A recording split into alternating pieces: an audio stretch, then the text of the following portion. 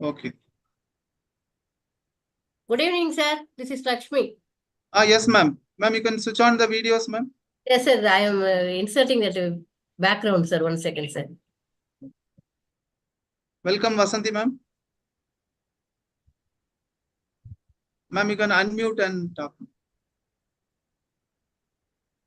A very warm welcome, sir. Welcome, ma'am. So I request all to switch on the video speakers with your background so that first itself you will take one group photo. In the last, it is very difficult for us to take.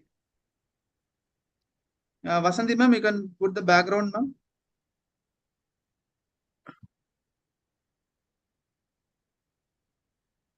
Request all the speakers to have. Sir, I am finding it difficult to put the background. Ma'am, you can go to the you download the image, ma'am. What we had shared in the group. You downloaded that image. No, I have not. That's the problem. Download after that. First you download and keep it in your system. Then you go to that video. There you choose virtual background. Near that video, one button is there. Click that button. It will ask virtual background. Okay. That virtual background, add that image. Okay. I'll just do that. So Zoom meeting chat box also image is available, sir. Lakshmi ma'am, switch on the video and. Sir, 1 minute, sir. 1 minute, sir. Doing, sir. 1 second, sir. Okay. Kavita ma'am, switch on the video, ma'am. Anuja ma'am.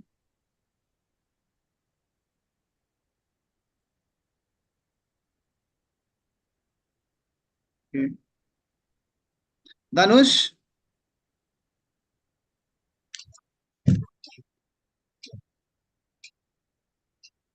Niranjan, Danush is here.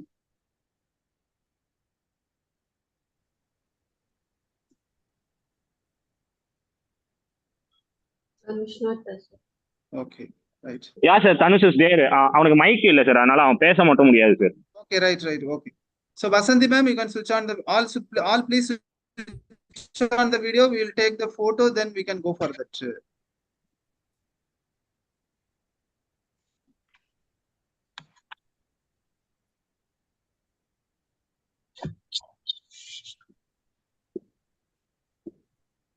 I think most of. Okay.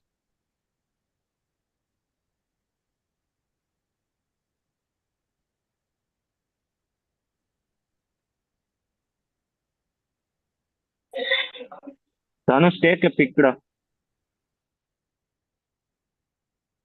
So I have taken already. Any Dennis, you can switch on the video. Dennis, Fatma Shani, you can switch on the videos.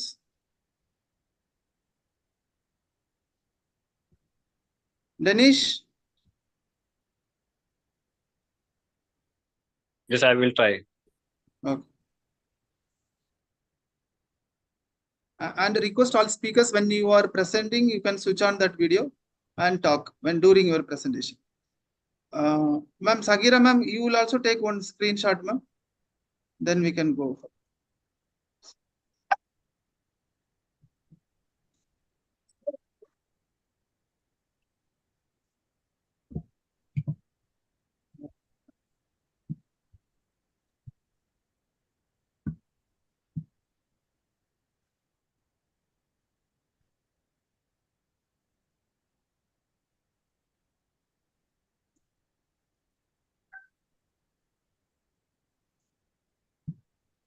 Rania ma'am, you can make it background. We given the image. Unfortunately, my laptop doesn't support it. Has an issue, so I Okay, can't. right. Okay.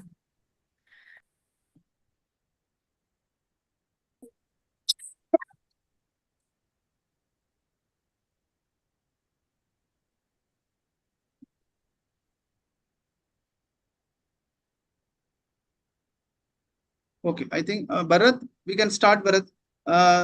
Thank you all for our video session. Green evening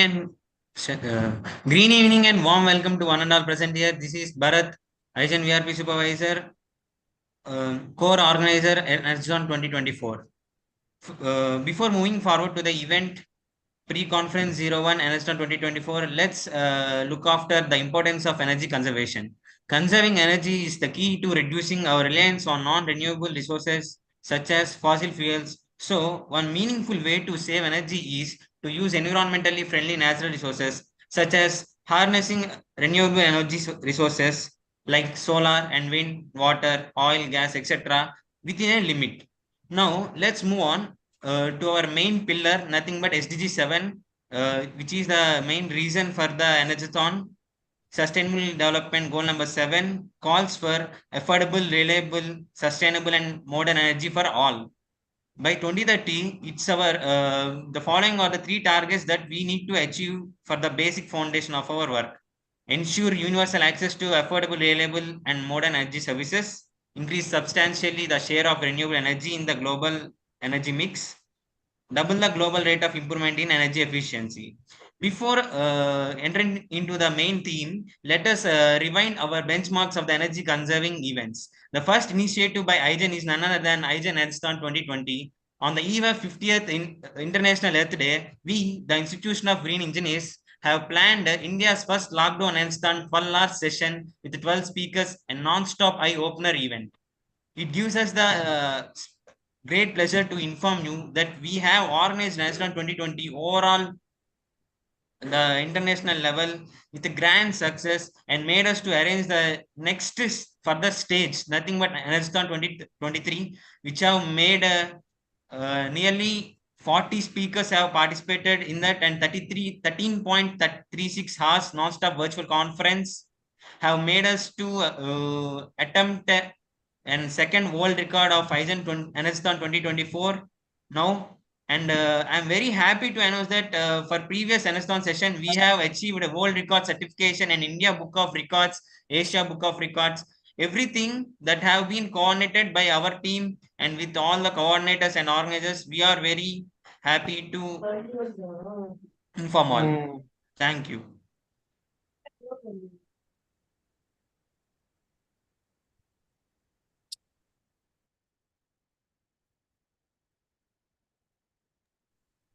Thank you.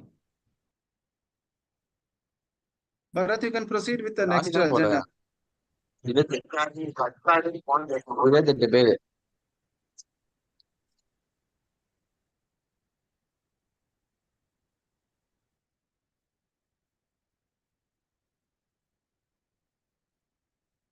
So I request Lakshmi ma'am to go ahead Yes, sir. with the welcome address. Yes, sir. Thank you, sir. Good evening, our esteemed guests, delegates, and participants. It is with immense pleasure and anticipation that I welcome you all to the pre-conference 01 IGEN ENERGATHON 2024 pitch presentation, leveraging energy action for advancing 17 sustainable development goals. This gathering represents a convergence of brilliant minds, innovative ideas, and collective wisdom from diverse fields and backgrounds. As we embark on this journey of knowledge exchange and collaboration, as we stand on the threshold of this new beginning, let us draw inspiration from the words of Helen Keller, who once said, "Alone we can do so little.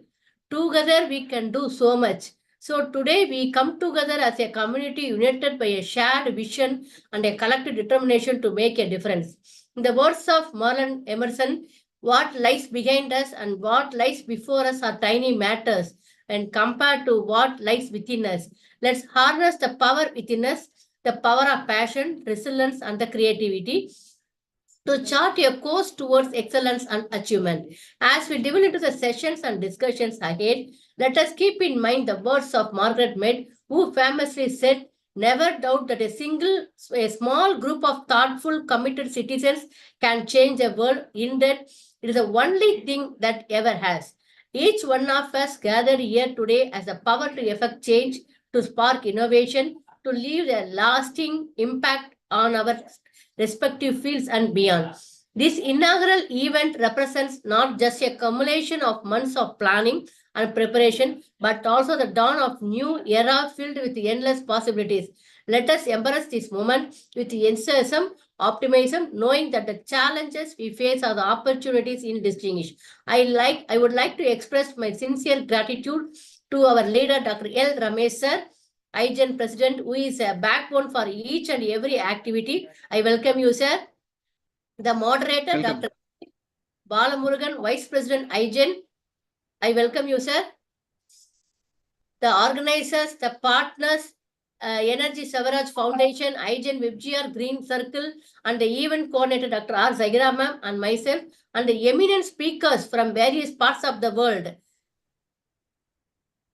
Dr. G. Ganesan sir, who is a IEI member in the IEI Puducherry State Center, and the Anboli Dr. S.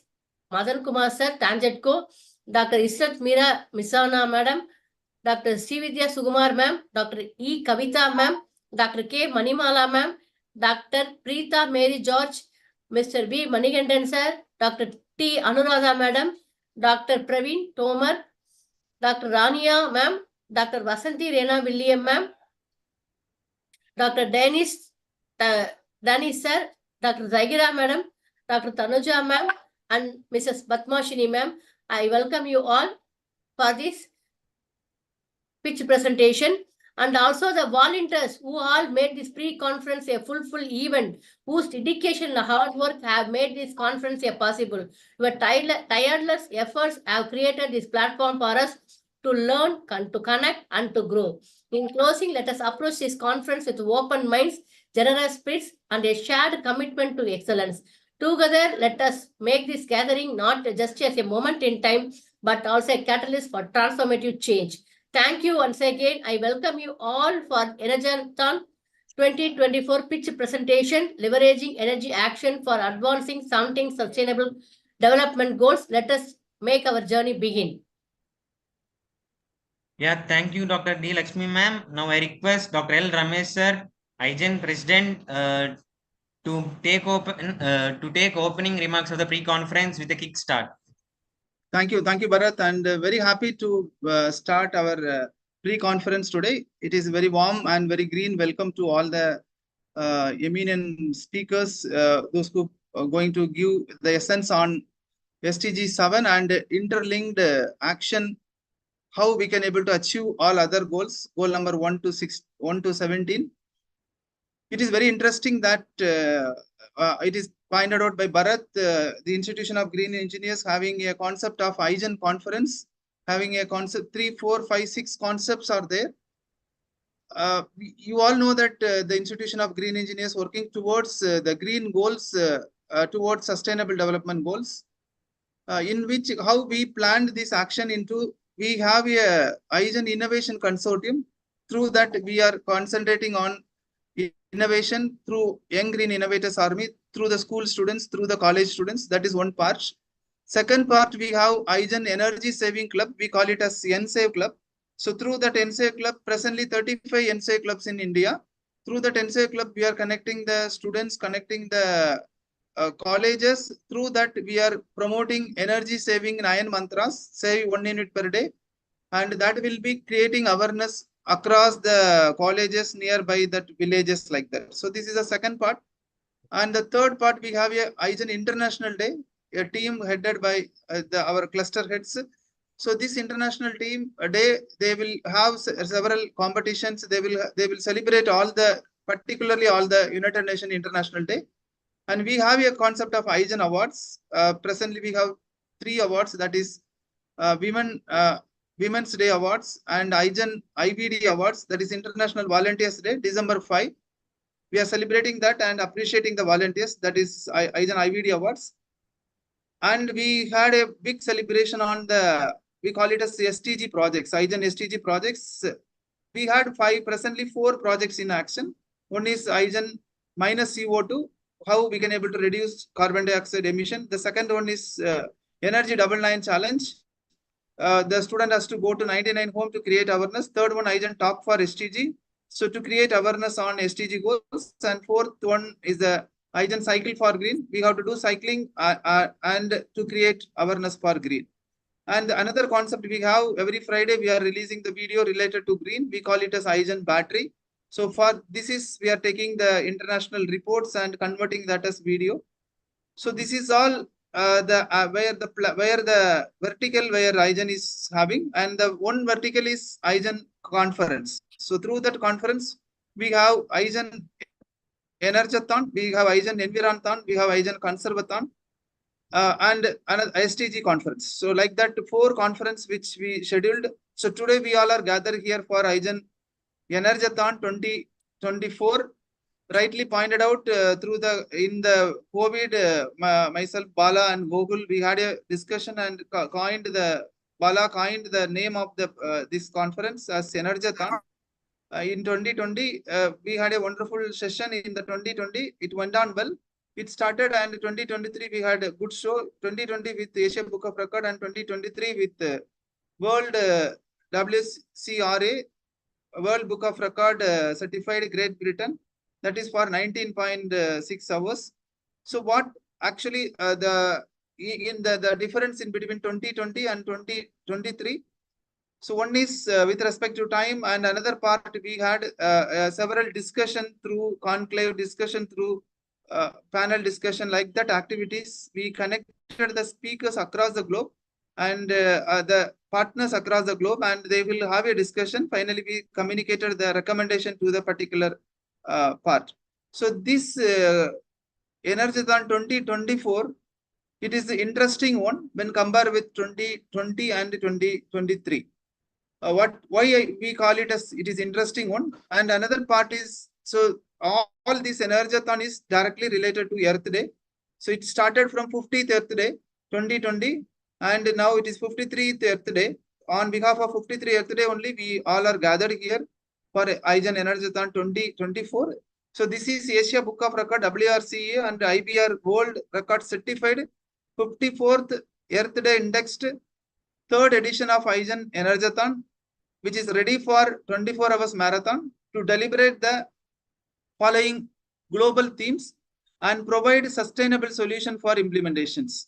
So the theme which we are going to discuss this time, COP29, Energy Dependent Climate Correction, the pathway to UN Energy 2025, Planet as Plastic, Energy Role towards Earth Day 2024.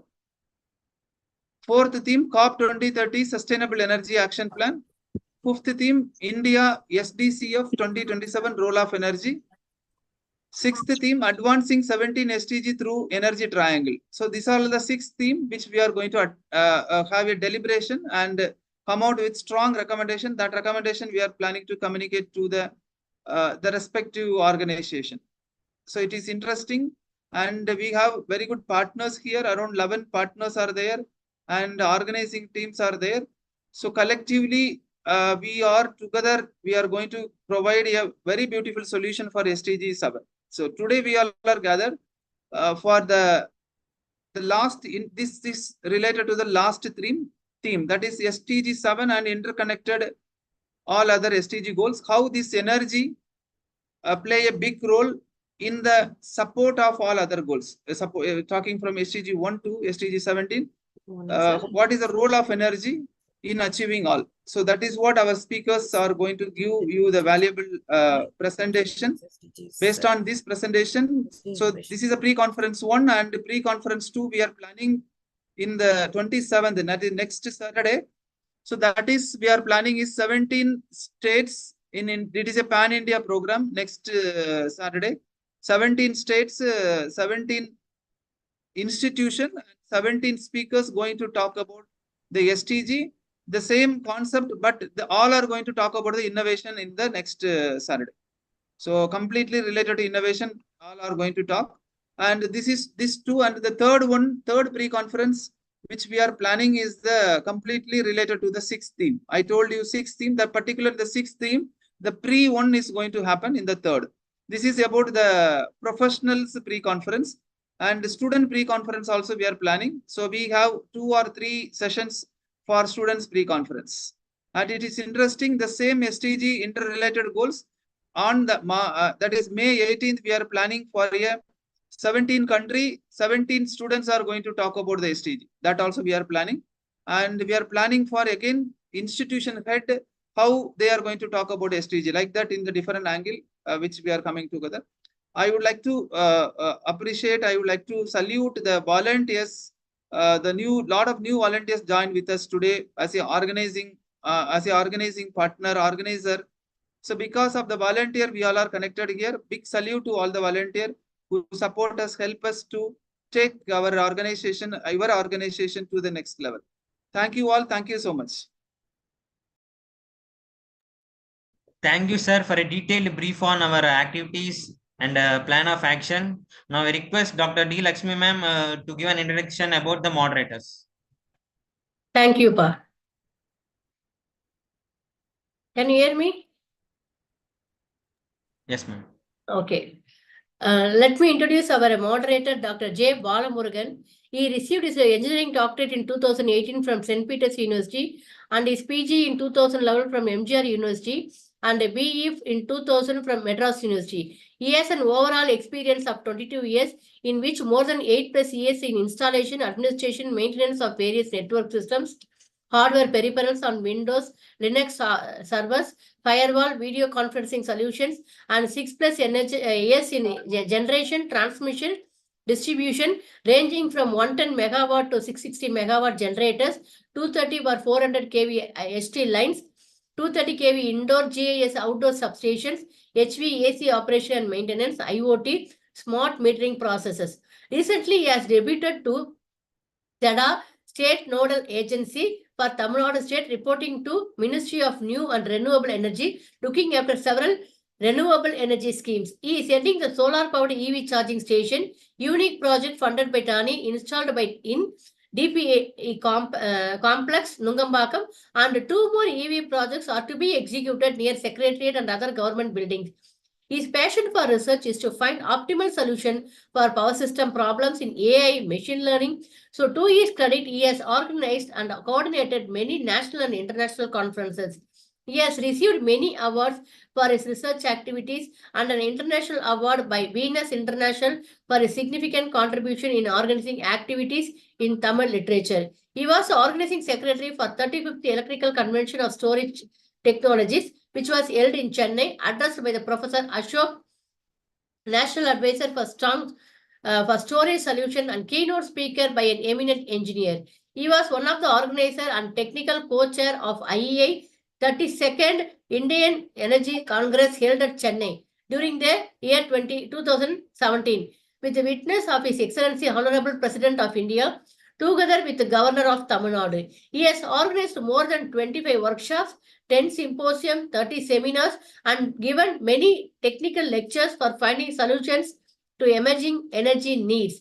During COVID-19 lockdown, he has organized 12 hours international virtual conference, which is registered by Guinness, was most informative and many takeaways titled ENERGATHON 20, which is available in IGEN YouTube. He is equally passionate in serving society by joining helping hands to charities, creating awareness among the common public energy conservation companion. His initiative paves the way to start energy conservation club in reputed universities, which is now spread in and around many engineering institutions in Chennai, which has set its benchmark auditing more than 4,100 houses together with 25 industries, which is an ongoing project, a green initiative.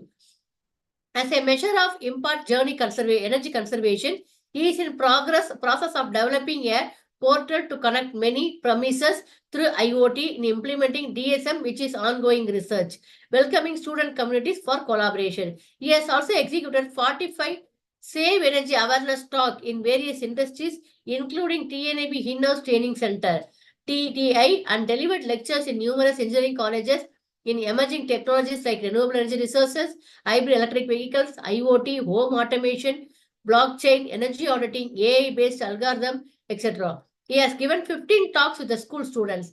His initiative in Energy Conservation Club combined work of iSpark Smart Solutions and Green 9 NSave Club, 1 unit save per day concept inaugurated on September 2017 by IEA chairman and promoted well through social media and got a very good response from general public. Now, September 2018, Android app has been developed, released, encouraging the student community being an energy ambassador. He also works in scientific innovation in aiding people with the technology solutions to their allying issues through fulfilling the needs of many orphanages and skill development programs for reproductive society for the superior lifestyle. For first of its kind, government school kids are about to visit Russia and about to launch a student satellite named Agathir under the leadership of Padma Bhushan Padma Shri Dr. A. Sivathanu Pillai sir. He is currently elected as a honorary chairman of IEI Institution of Engineers India, Tiruvallur Local Center. He is also actively involved in professional bodies like IET, IIPE, EVW, and volunteered in empowering skills to budding engineers. With this brief introduction, I welcome you, sir. Thank you, ma'am. So it's already 15 minutes have crossed because of my. Okay, so thank you so much for the wonderful opportunity given to us, and it's a good morning, good evening, as well as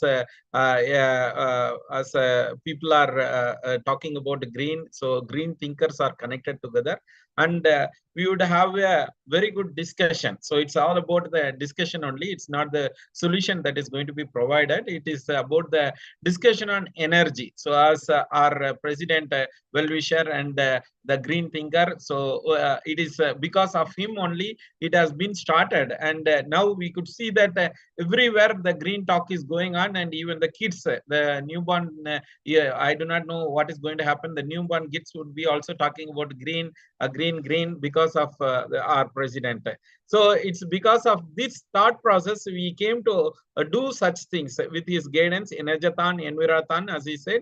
So many activities are going around, but we still need to have larger connectivity to achieve the target. So it is not all about achieving energy for all, but it is about the SDG goals, which talks about number 7. It is the affordable and clean energy. So when we talk about affordable and clean energy, so lots of things would be taken care by United Nations, but still as an organization, IGEN, the Institution of Green Engineers, which is registered under Society Act, and it is the only green institution in the entire world to talk about connecting green professionals and SDG goals. And we have a nanogun, so which is connected with 3, 4, 6, 7, 9, 11, 12, and 13 and 17 to organize many activities with the 9-color nanogun, so which is called VIBGIA. So it is a society, sir. Is there any disturbance or? Okay, so we have a lot of activities to be working on. So we in IGEN are a cluster of energetic engineers fueled up with creativity, sailing across the widespread ocean of engineering. And the young team capable of providing a smarter solution is tuned to perfection and can meet the customer expectation is being done through all these programs that is being listed. So coming to our point, so it is about the energy. So when we talk about sustainable development goal number 7, it is for ensuring access to affordable, reliable, sustainable, and modern energy to all. So it holds an unique position in the nexus between the 2030 agenda and the Paris Agreement. So that is what been listed whenever we talk about sustainable development goal number 7. It is all about energy for all. So ensuring universal access is necessary for creating sustainable economic growth and development. So energy views all sustainable development goals together, and the decisive action on sustainable energy can catalyze progress towards other SDGs. Indeed, energy is the critical to deliver on all other SDGs. Yet, while so much depends on SDG 7, it may slip out of reach if we do not act immediately. So that's the target we have. So by 2030 means it's only 6 years to connect with all the people. So we in Energy IGEN, so we could also have a connectivity to the end mass by giving an awareness. Means this is the first such program, pre-conference one, which is going to enlighten all the community to hold the talk on SDG number 7. So we have renowned people across the world, so to portray their ideas on energy. And we also wanted to have a pivotal point that SDG 7 is being catered and overlapped with other goals. Number 17 is the goal which is of connecting with other associations or the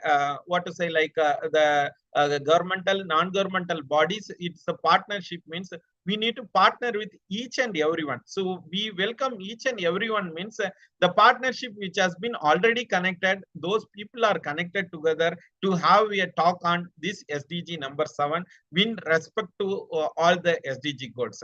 Today we would have an enlightenment. So all the people who are connected here would be throwing light on different areas, and I welcome each and every speaker who are present here to talk about such things. I also have a general instructions to everyone that whoever want to present their ideas, they would be presenting their slides for 3 minutes, and they would also present the thought process to enhance their SDG goals. And also there would be a session for people to interact with each other, and the concluding remarks would be there. So every individual would be getting 3 minutes, means the session would be going for next 45 minutes. So that would be having concluding remarks, means today it is going to be a rocking session. I welcome each and every participants who are joined in the YouTube as well as the online mode to connect and propagate. Means it's my request that so whatever ideas you are going to take away from today, it is going to be the intelligence that you are going to take away from the speakers, as well as the promotion activities, whatever you are doing, it is going to be enhanced because of the activities that is going to be portrayed today. And also the request is something like today it is been streamed through YouTube channel, means you just have a request stating that whenever people are about to view this, we would be having an awareness. So we cannot connect the entire world today, but at least they can connect with the YouTube to know about the knowledge of SDG goals and SDG 7. I have a lot of energy to talk about, but still the patience is there. So I welcome each and everyone. So the first speaker here to talk about is about the energy 7. So because the pivotal point is more emphasized on such particular point, means I just welcome Dr. Preeta ma'am to talk about SDG goal number 7, which should throw light on different areas, and she can introduce yourself, and you can talk about such things, ma'am. So thank you. Welcome you, ma'am. Thank you, sir. And good evening, good morning to all the people who are connected across the globe. I'm Dr. Preeta George from the Department of Physics. As a professor, I am serving there in the Dr. MGR Educational and Research Institute University. Let me share my screen, sir. 1 second.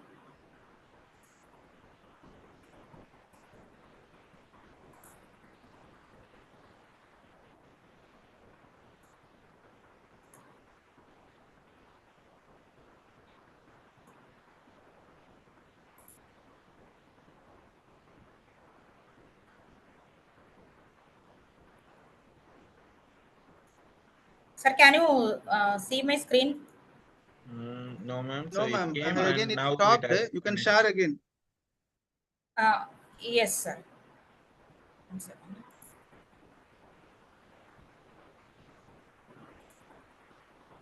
Now, sir? Yes, ma'am. So you can put it in the presentation mode. Yes, sir. Presentation mode. Yes, sir. 1 second.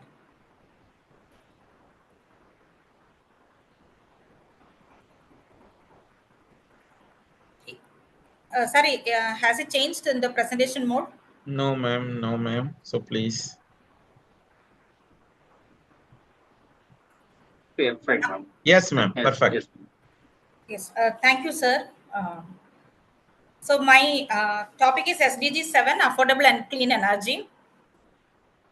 So SDG 7, how it is important to us? Carbon dioxide emissions from the fossil fuels have led to a considerable increase in the greenhouse gases concentration. As a result, Earth have been started warming into an alarming rate.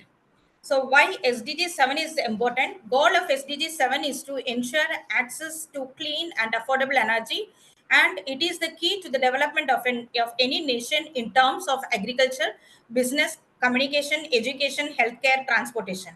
It's crucial to eradicate poverty, which connects between the SDG goal number 1. It improves the health, SDG goal number 3. It enhances the education, called SDG goal number 4.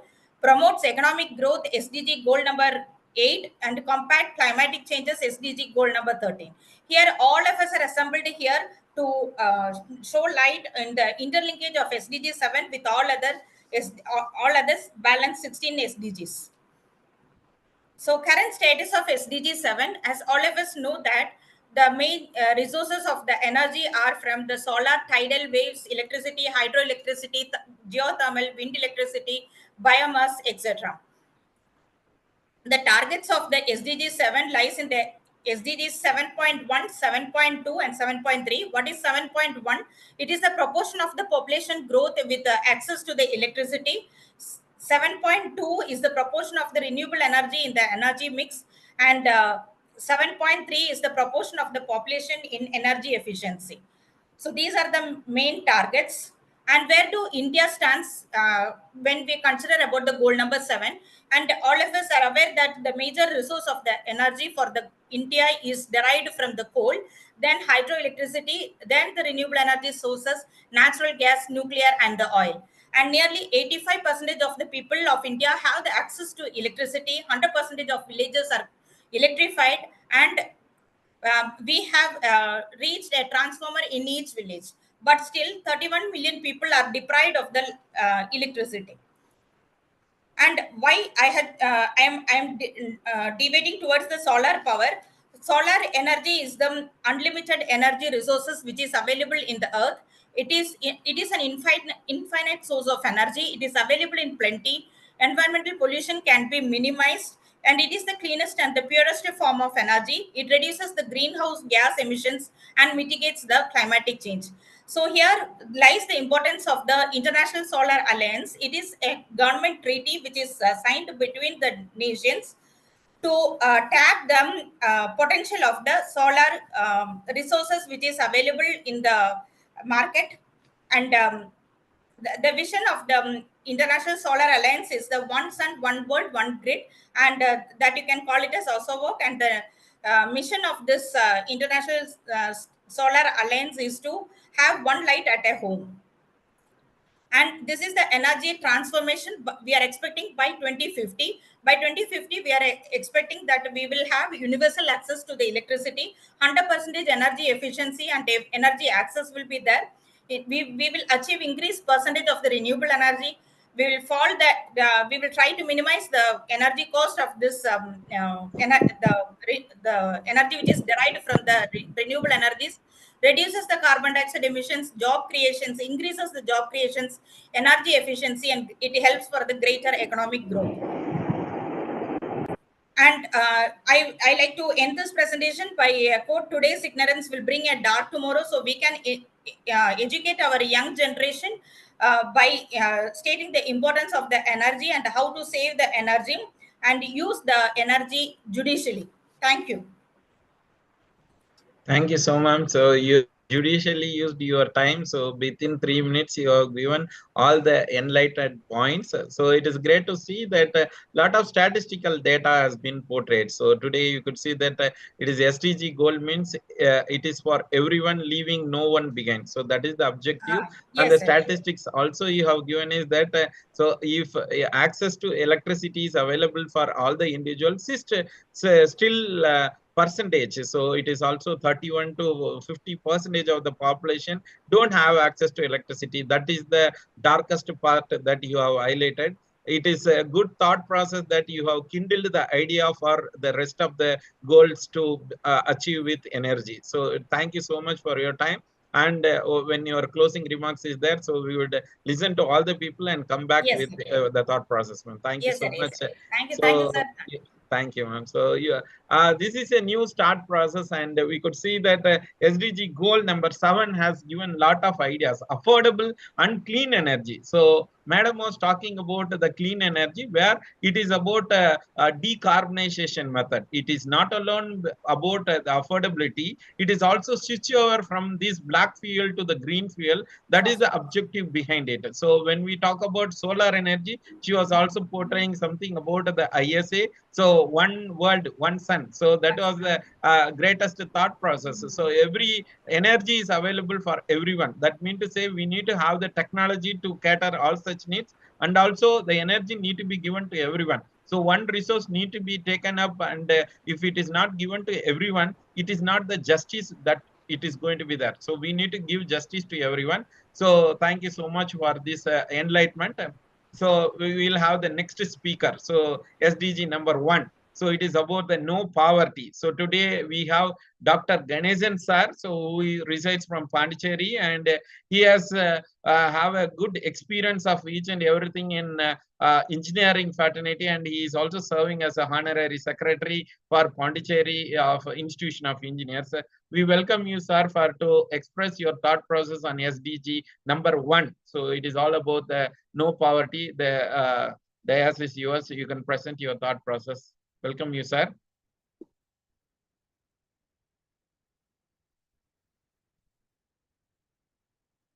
Dr. Ganesan, sir.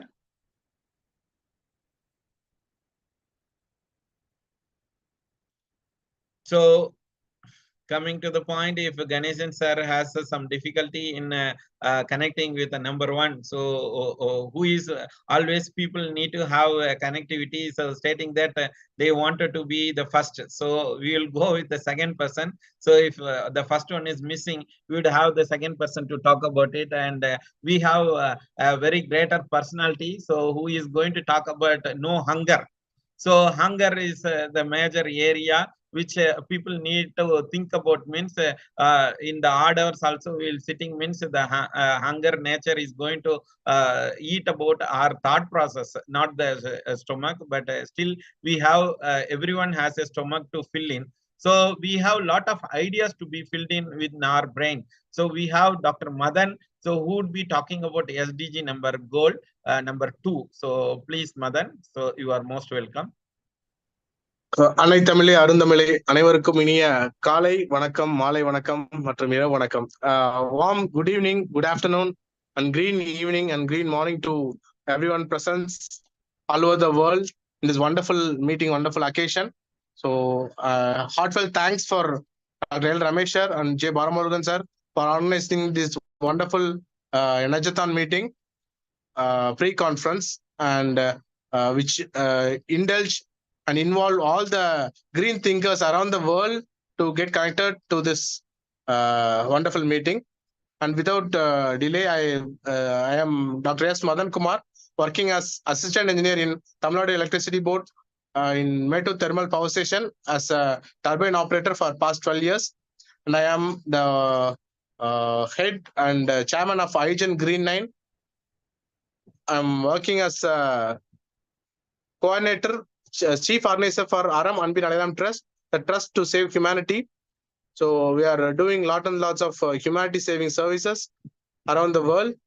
And without delay, I'm getting into my SDG connected action towards SDG 2, Sustainable Development Goal number 2, that is zero hunger. So Pasipini Maruthuvan, this is the Tamil Solladal, that is a Tamil word which indicates zero hunger. If we are involving in this zero hunger, if we are working towards this zero hunger, we should be a doctor that we to eradicate through the medicine that is called food. So food security is the main thing around the world, which is very important to every humans or human being and all the living things.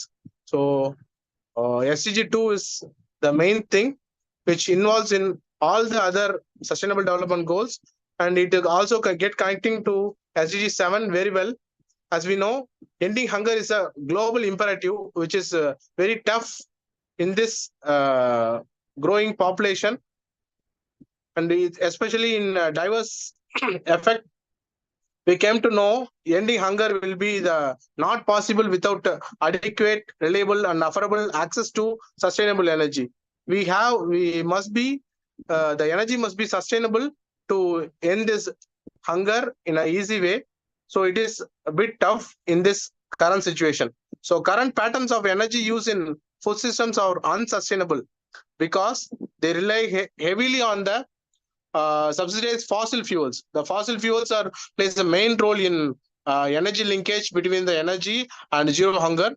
On the other hand, the inadequate access to the energy is a significant problem for food system, especially in all the developing countries.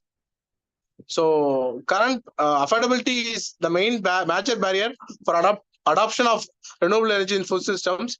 So when the fossil fuel life cycle is considered, the resource is discovered and extracted from the nature, and it's combustion and it's going to the pollution.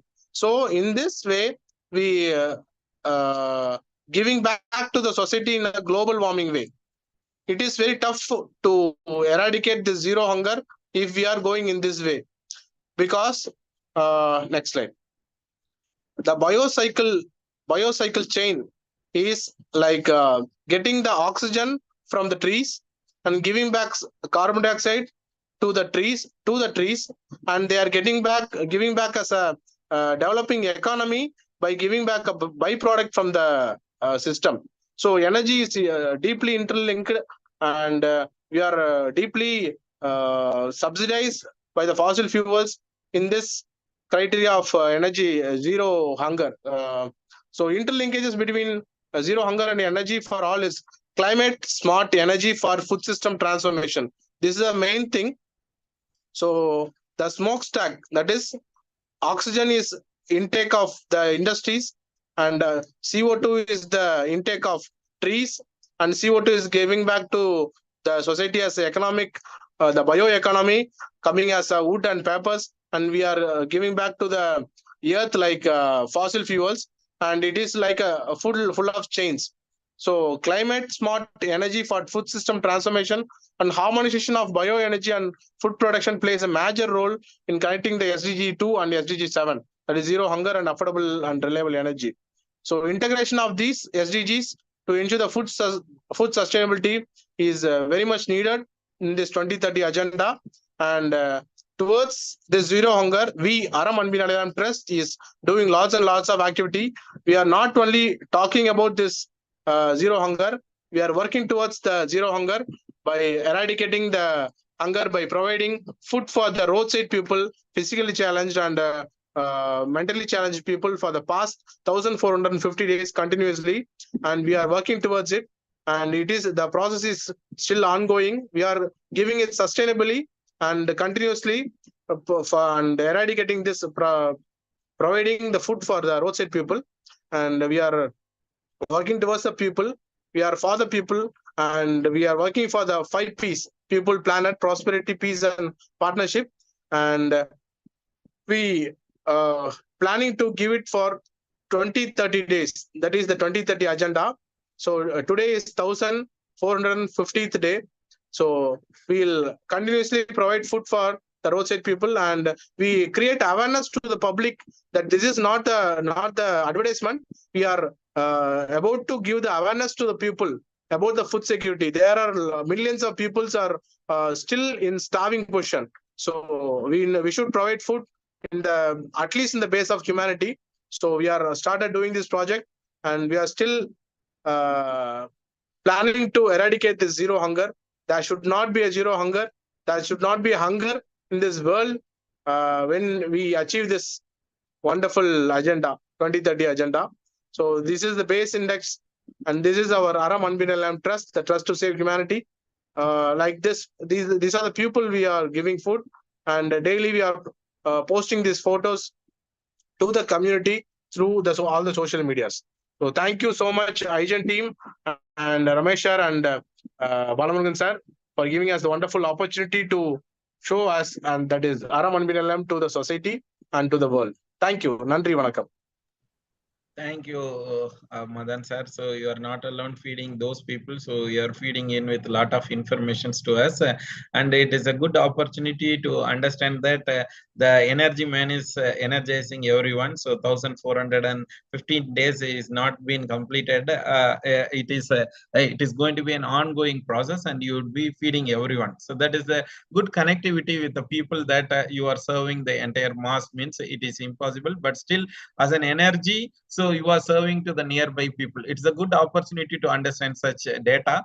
But coming to your slide, so you have greater thought process of energy. So where this pollution, where carbon dioxide is the major hurdle in making or it is increasing the global warming nature, which is going to eradicate the cultivation land. So it is going to make it more salty. So where oxygen need to be pulled in. So these are all the thought process you have given. You have enlightened us with the thought process of how to go about making energy to eradicate this no hunger. So hunger seems to be there. So we are hungry of thought process. We will move on to the next agenda. So SDG goal number 3. So goal number 3 seems to be very much that if no poverty is there, so no hunger is there. So good health and well-being would be there, always there. So we could also ensure it means so ma'am has a very soothing words. So she would always talk about others' well-being and health. So we have a very nice person, Dr. Ishrat Mirsana ma'am. So welcome you ma'am. So please give your insights of good health and well-being on SDG goal number 3. Thank you, sir. Thank you for the opportunity.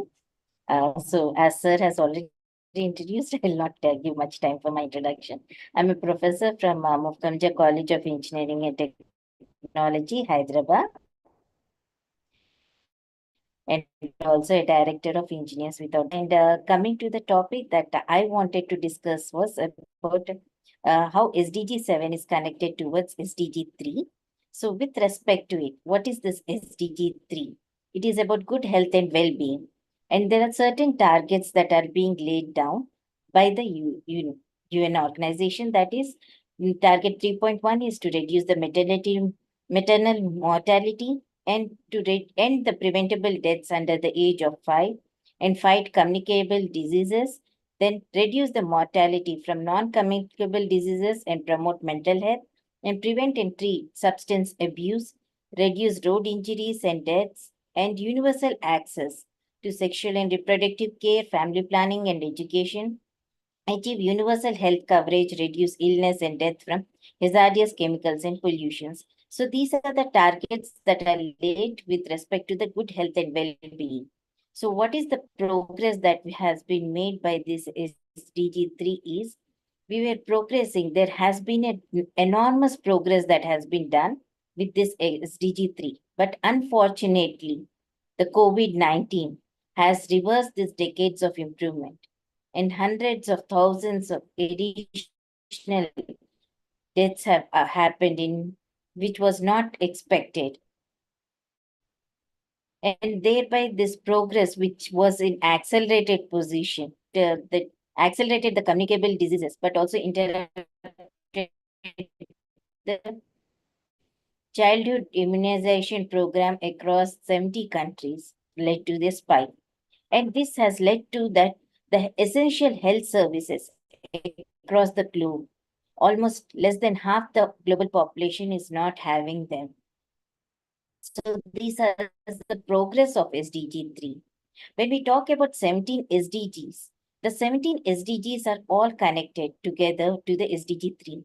So as you can see already, SDG 1 and 2 are discussed, like addressing cause and concerns of malnutrition when we say no poverty, zero hunger, and then supporting quality education for all to improve health and health equity, and fighting gender inequality violence, preventing diseases by safe water and sanitation, promoting affordable energy for healthy lives, promoting health employment as inclusive economic growth, promoting national R&D capacity and manufacturing of essential medical product, ensuring equitable access to health services, fostering healthier active living and clean air through urban planning, promoting responsible consumption of medicine to combat disease, protecting health from climate risk, supporting the safe and healthy seafood, promoting good health through natural environment, empowering local institutions to develop, monitor, implement, and account for national SDG response, and mobilizing partners to monitor and attain the health-related SDG. These are the 17 SDGs that are related to SDG 3. But as you can see, as a human being, we ourselves are energy, we can say we are the energy producer. So when we are talking about our well-being of the cell, we have to maintain a cycle. We have to follow a rhythm. So like you can see in the figure, like we are all interconnected, the earth and water, fire and water, air and space.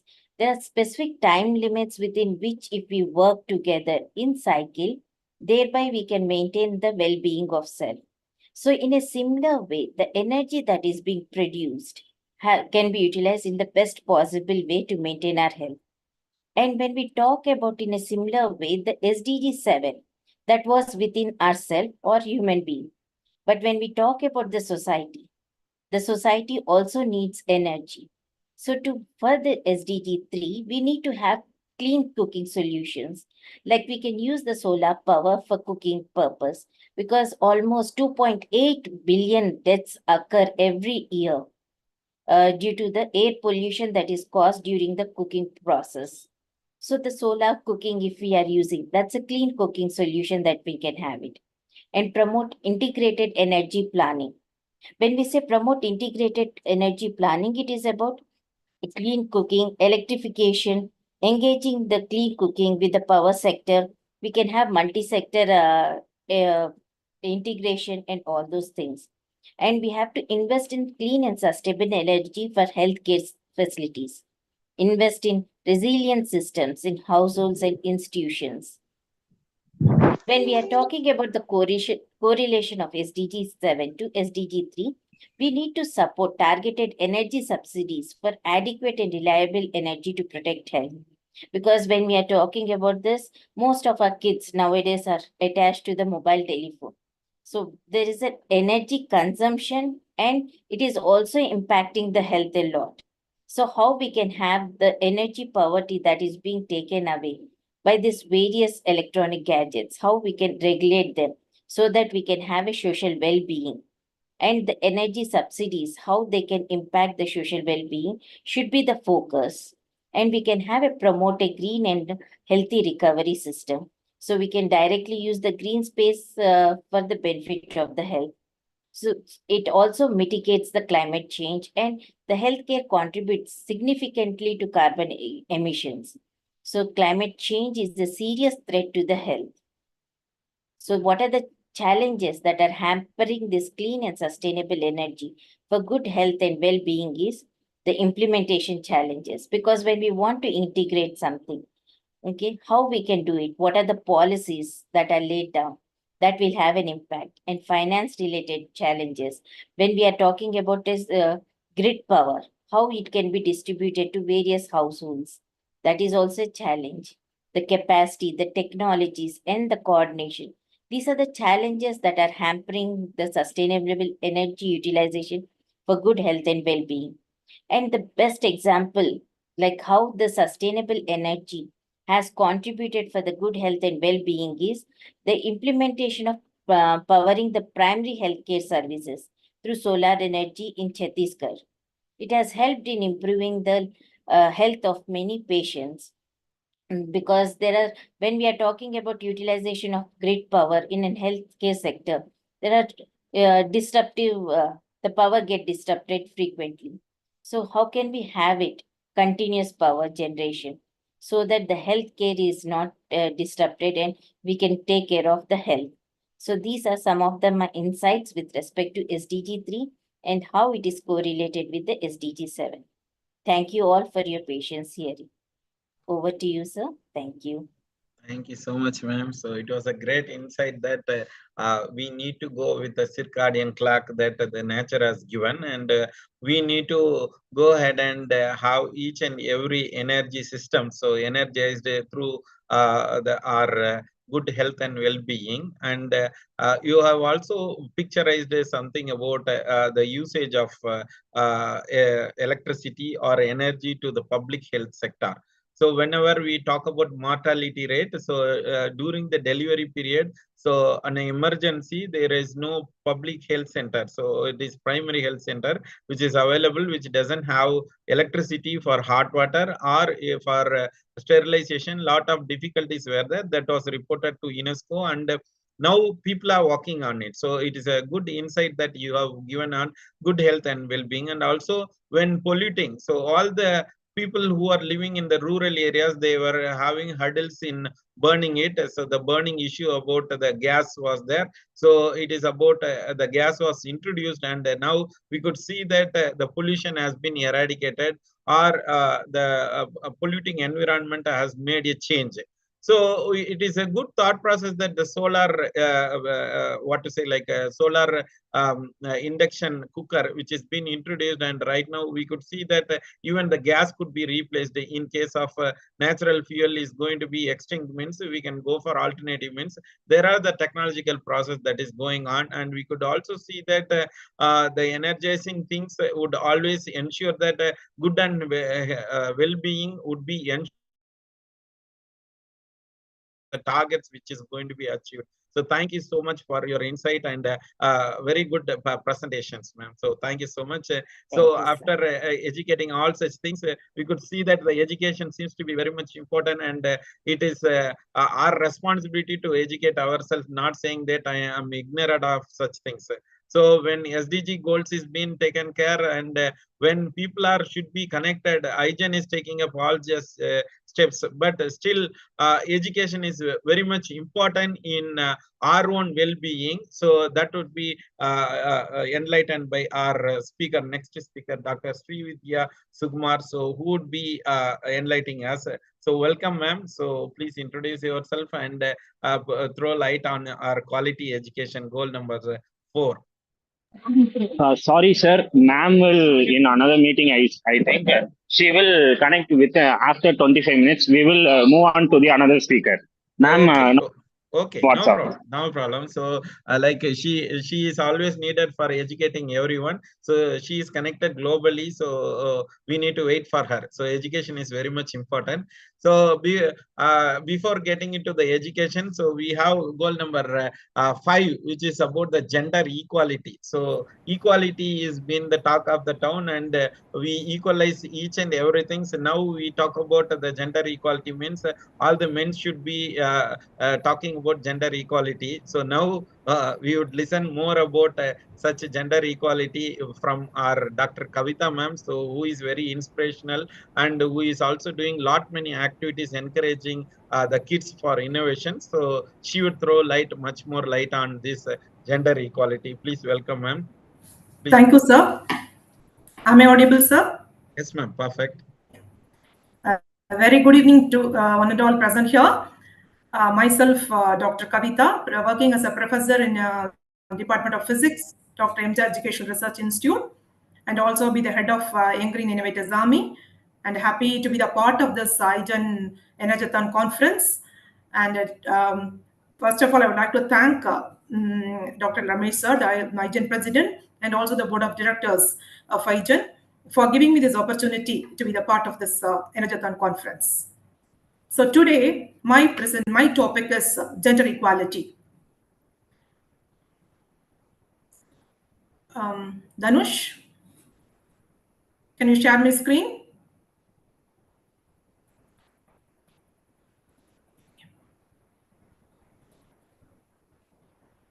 Yeah. Please keep it a full screen, huh?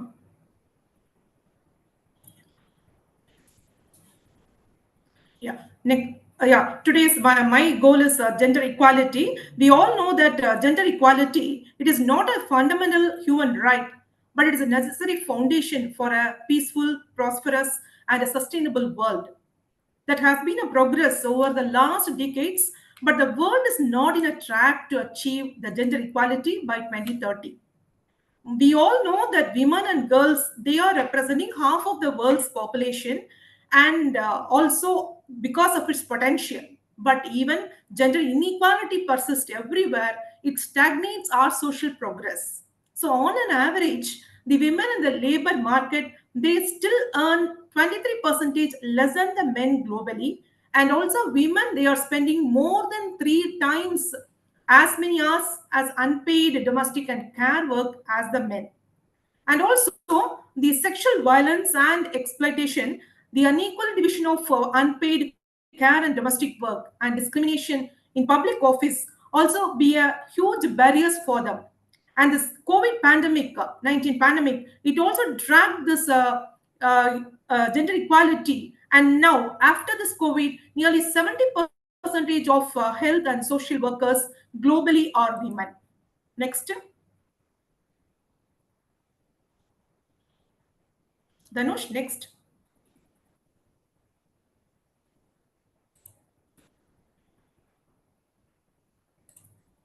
Why is gender equality important?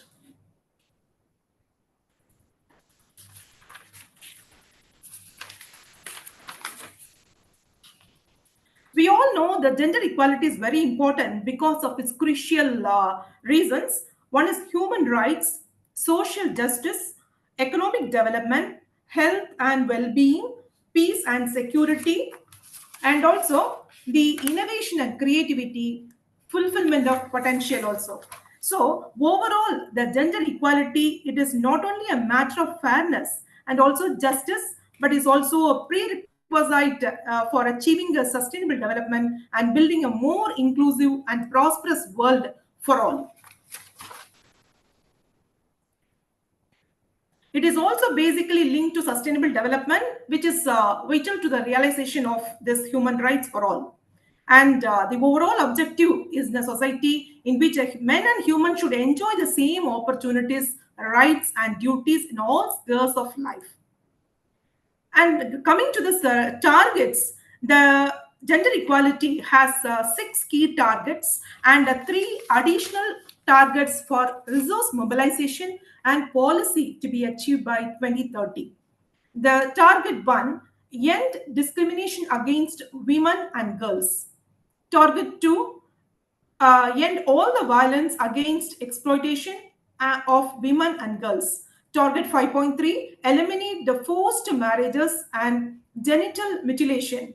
Target 5.4, value unpaid care and promote shared domestic responsibilities. Target 5.5, ensure full participation in leadership and decision making. Target 5.6, universal access to reproductive health and rights. And apart from this, we are having 3 more additional targets. Target 5A, equal rights to economic resources, property ownership and financial services. Target 5B, promote the empowerment of women through technology. And target 5C, adopt and strengthen the policies and enforceable legislation for gender equality. So how much progress we have made? Actually, international commitments are there to advance gender equality, but when we come to know about whether there is a gender equality, means there is at least 200 million of people, they are suffering from this female genital mutilation. It's a very harmful thing that is happening to the women in most of the countries. And also over the last 3 decades, the female genital mutilation rates have been declined by 30%. But when we are seeing whether there is a progress or not, the progress is not at all universal, and the pace of decline is uneven. The population growth will result even more women and girls are undergoing this female genital mutilation, but if the current trends are continuing. And regarding this child marriage, so most of the women and girls are married before their 18th birthday. Now if you see the progress, means only 7 for half the percentage, 50% they have come forward, and these female genital mutilation rates has been declined. Next. And want to enhance this gender equality, they are taking an initiative that is called Spotlight Initiative. The European Union and also United Nations, they are embarking on this new global multi-year initiative. It is mainly focused on eliminating all the forms of violence against the women and girls. That is their Spotlight Initiative. It also focused on the issue that moving into the spotlight and placing the center of efforts and achieve gender equality and women's empowerment at the year 2030. So the gender goal is to achieve more gender equality. Gender goal is to achieve the other 16 sustainable goals. This eliminating this gender disparity in the region definitely will bring the income by 70% in roughly 60 years. And if you come to the current status of this Sustainable Development Goal, the current status is, if you take the current status,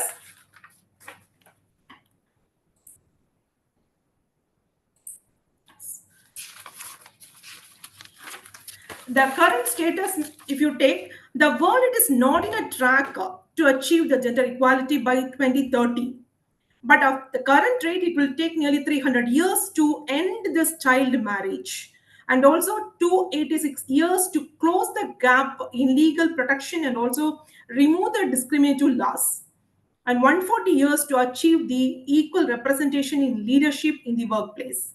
And also, nearly half of the married women, they lack the decision-making power over the sexual and reproductive health and rights. We all know. And one in 5 young women, they're all married before their 18th birthday. So this should be avoided. And in order to avoid all these things, legislative gender quotas, they are effective to achieve quality in politics. If you take the women's representation in parliament, we can have 30% countries applied this quotas, and 21% they are not at all applying this quotas. And interlinkage between energy and gender equality. If you take this linking between this SDG 7 and SDG 5, there are 4 things. One is access to energy, energy efficiency, energy, renewable energy, then priority actions. These are the 4 things to be taken care. So first one is if you see the progress in implementation of this Sustainable Development Goal 7, it is very, very slow, and it takes a lot of time to achieve. And now it is not at all coming to the point by 2030. The number of women gaining access to sustainable energy is also very low, and women are also they don't have any rights to take decision, and also employment in entrepreneurship and also energy sector. So because of this, the insufficient progress towards this Sustainable Development Goal 7 and other SDGs, it comes down due to COVID pandemic, and after that, now it is coming up, and nearly 70% of women are taking part in this decision making in all the levels of energy production, supply and consumption, and strengthening data, research and innovation on gender and SDG 7. So coming next to the point of access to energy, we have this the progress of energy. The energy access, it remains inadequate for services, especially critical to women's health, education, agriculture production, water supply, and food processing and business. So because of this high cost of electricity and cooking fuels, they are not at all able to do anything, and this causes a significant impacts on these women in rural areas, slum, and also for disabled women. But anyway, the women can play a transformative role in improving the energy access when conditions are conducive.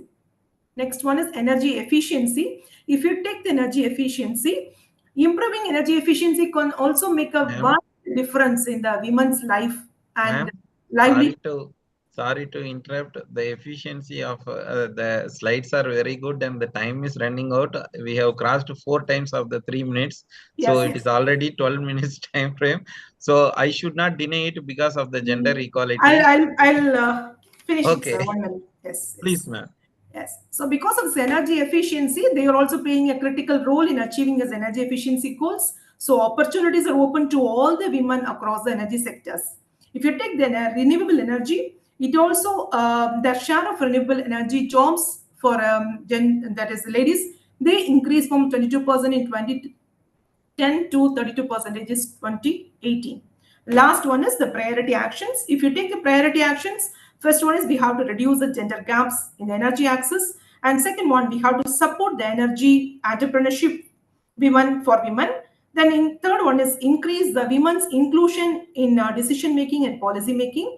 Then fourth one, we have to support the electrification of public services that address the women's need. Then finally, we have to support the tracking of gender gap at all the levels across the sector. So these last slide is the proposed and the possible further indicators for SDG 7 and SDG 5 interlinkages. So thank you, sir. Thank you for the opportunity. Thank you so much, ma'am. So you have given a very great picture of SDG number 5, and it is a good opportunity to understand about the gender equality. So women always have been denied a lot many things in the past, and in the future it shouldn't happen. So that's why SDG goal number 5 has emphasized on gender equality. So we are going on talking about women empowerment and other things, but nothing is going on, but still sexual harassment and other things are going on. You are talking about mutilation, so which is happening in the other part of the world, which has been unnoticed. As an educated person, we could see that much more things are need to happen. Means Nirbhaya scheme or all other schemes are put in abeyance only, so nothing has come up. So this is the talk of the town in India as a developing country. Means we are worried about much of the people who are living the other part of the world. Women are to be a part of our own soul. So Arthanarishwarar, which was given an earlier objective of any such Vedas or other papers. So it is all in papers only. No such things are given because the womenhood need to be empowered. So you have taken much of your time emphasizing on such point. So it's a good objective that you have spoken about it, and you are also pointing about the energy.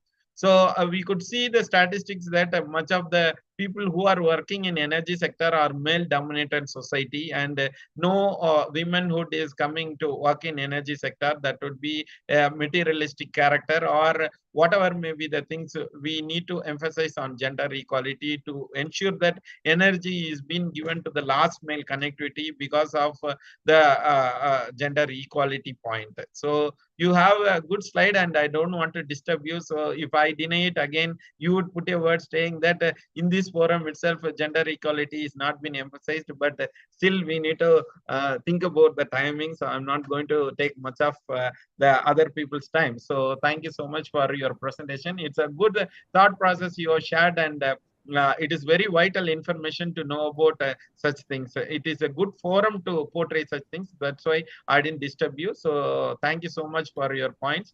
Thank you so much. Sir, taking more time.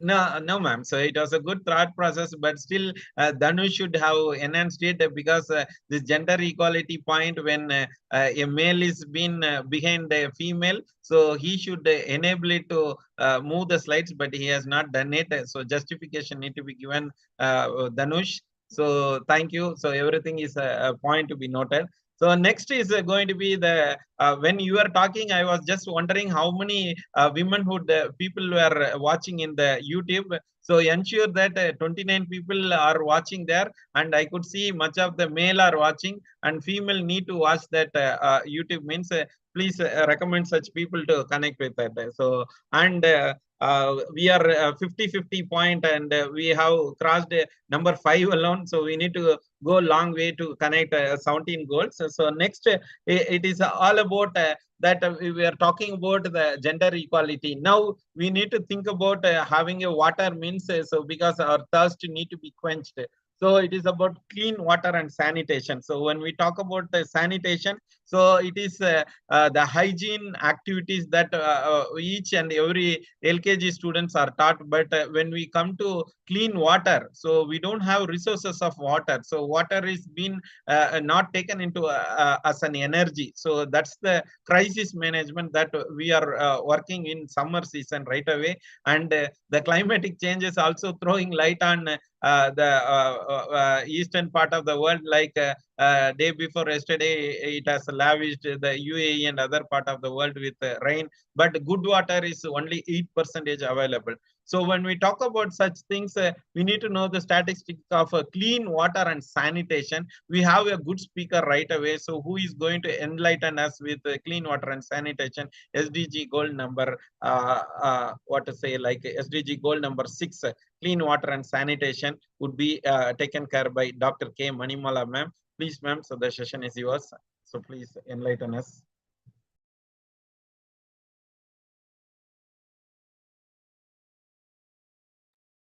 So good evening all. Thanks for the opportunity given to me.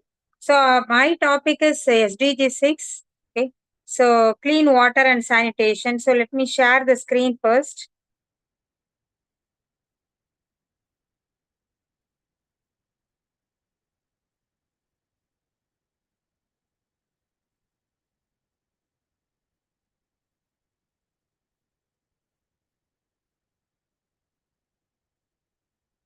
Hope the screen is visible. No, ma'am. So, Is the screen visible? no, ma'am. Please share the screen, ma'am. So it's not visible. So,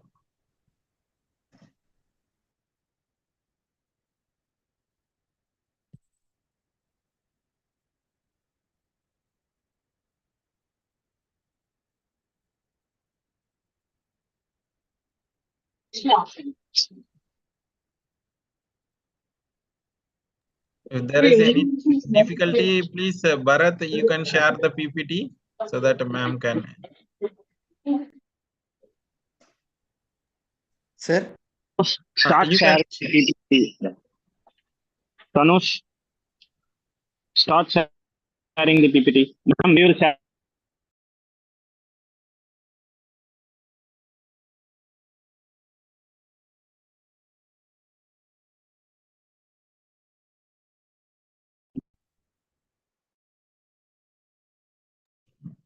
Manimala ma'am, so until then you can just enlighten us with your CV ma'am, so that we would understand whom you are.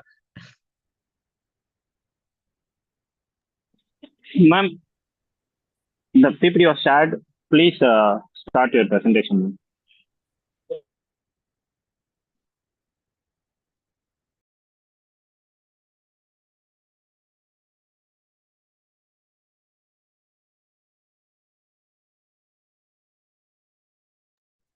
Ma'am, are you there?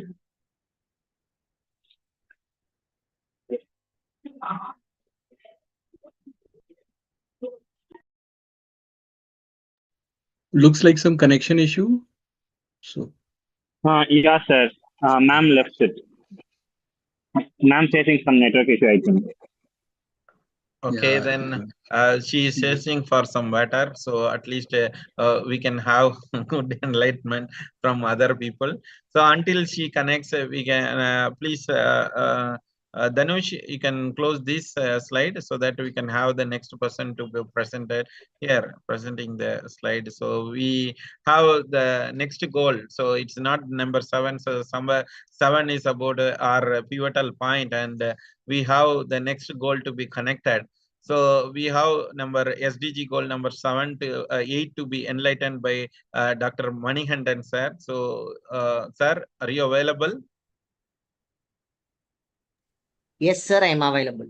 Yes, sir. Please, sir. So the session is yours. You can introduce yourself and you can please portray the thought process, sir. Please, sir.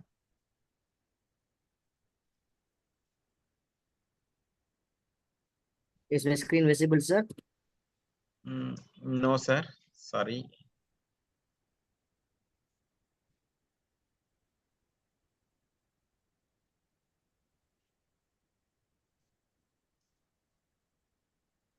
Is it visible now, sir? Yes, sir. So we could see the report. Okay, so the PPT is ready and we could see it, sir. You can make it as a presentation mode, sir, so that it would be visible.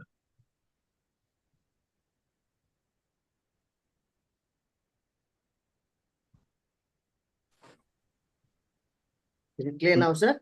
Yes, sir. Perfect, sir. So please proceed, sir. Yeah. Very good morning to everyone available here. It is nice to be among all the legends in this field. So I am Manikandan. I am an assistant professor in the Department of Computer Science and Engineering from Kalasalingam Academy of Research and Education. It's located in Tamil Nadu, India. My area of this talk is about how this energy is going to impact the SDG 8. So I am talking under leveraging energy action for advancing the 17 Sustainable Development Goals. So we are going to see everything. We first see what is an SDG and we talk about what is an SDG 8 and what are the goals available, the current status of SDG and how this energy, working on energy is going to have an impact on SDG 8. Because our intention is to have success in all the SDG goals. So my concentration is on SDG 8. And we are talking about how this energy impact on energy action is going to provide some means of motivation or improving upon the SDG 8. So this SDG 8 history, everyone we know. So we are going to skip it. It was started in 2012 and it came into force on September 2015. And it is not legally binding on anyone, and it is built upon the success of this MDGs. So when I went to this UN website, the goal 8 clearly states that it is going to promote inclusive and sustainable economic growth, employment, and decent work for all. So how to provide sustainable economic growth, employment, and decent work? It again states that it is creating job opportunities for the youth. And it also states that 1/5 of young people are not in education, employment, or training. And how to improve this? Sustainable economic growth will require societies to create the conditions that allow people to have quality jobs. So to be precise, this SDG 8 states that it recognizes the importance of sustained economic growth and high levels of economic productivity for the creation of well-paid quality jobs, and calls for opportunities for full employment and decent work for all.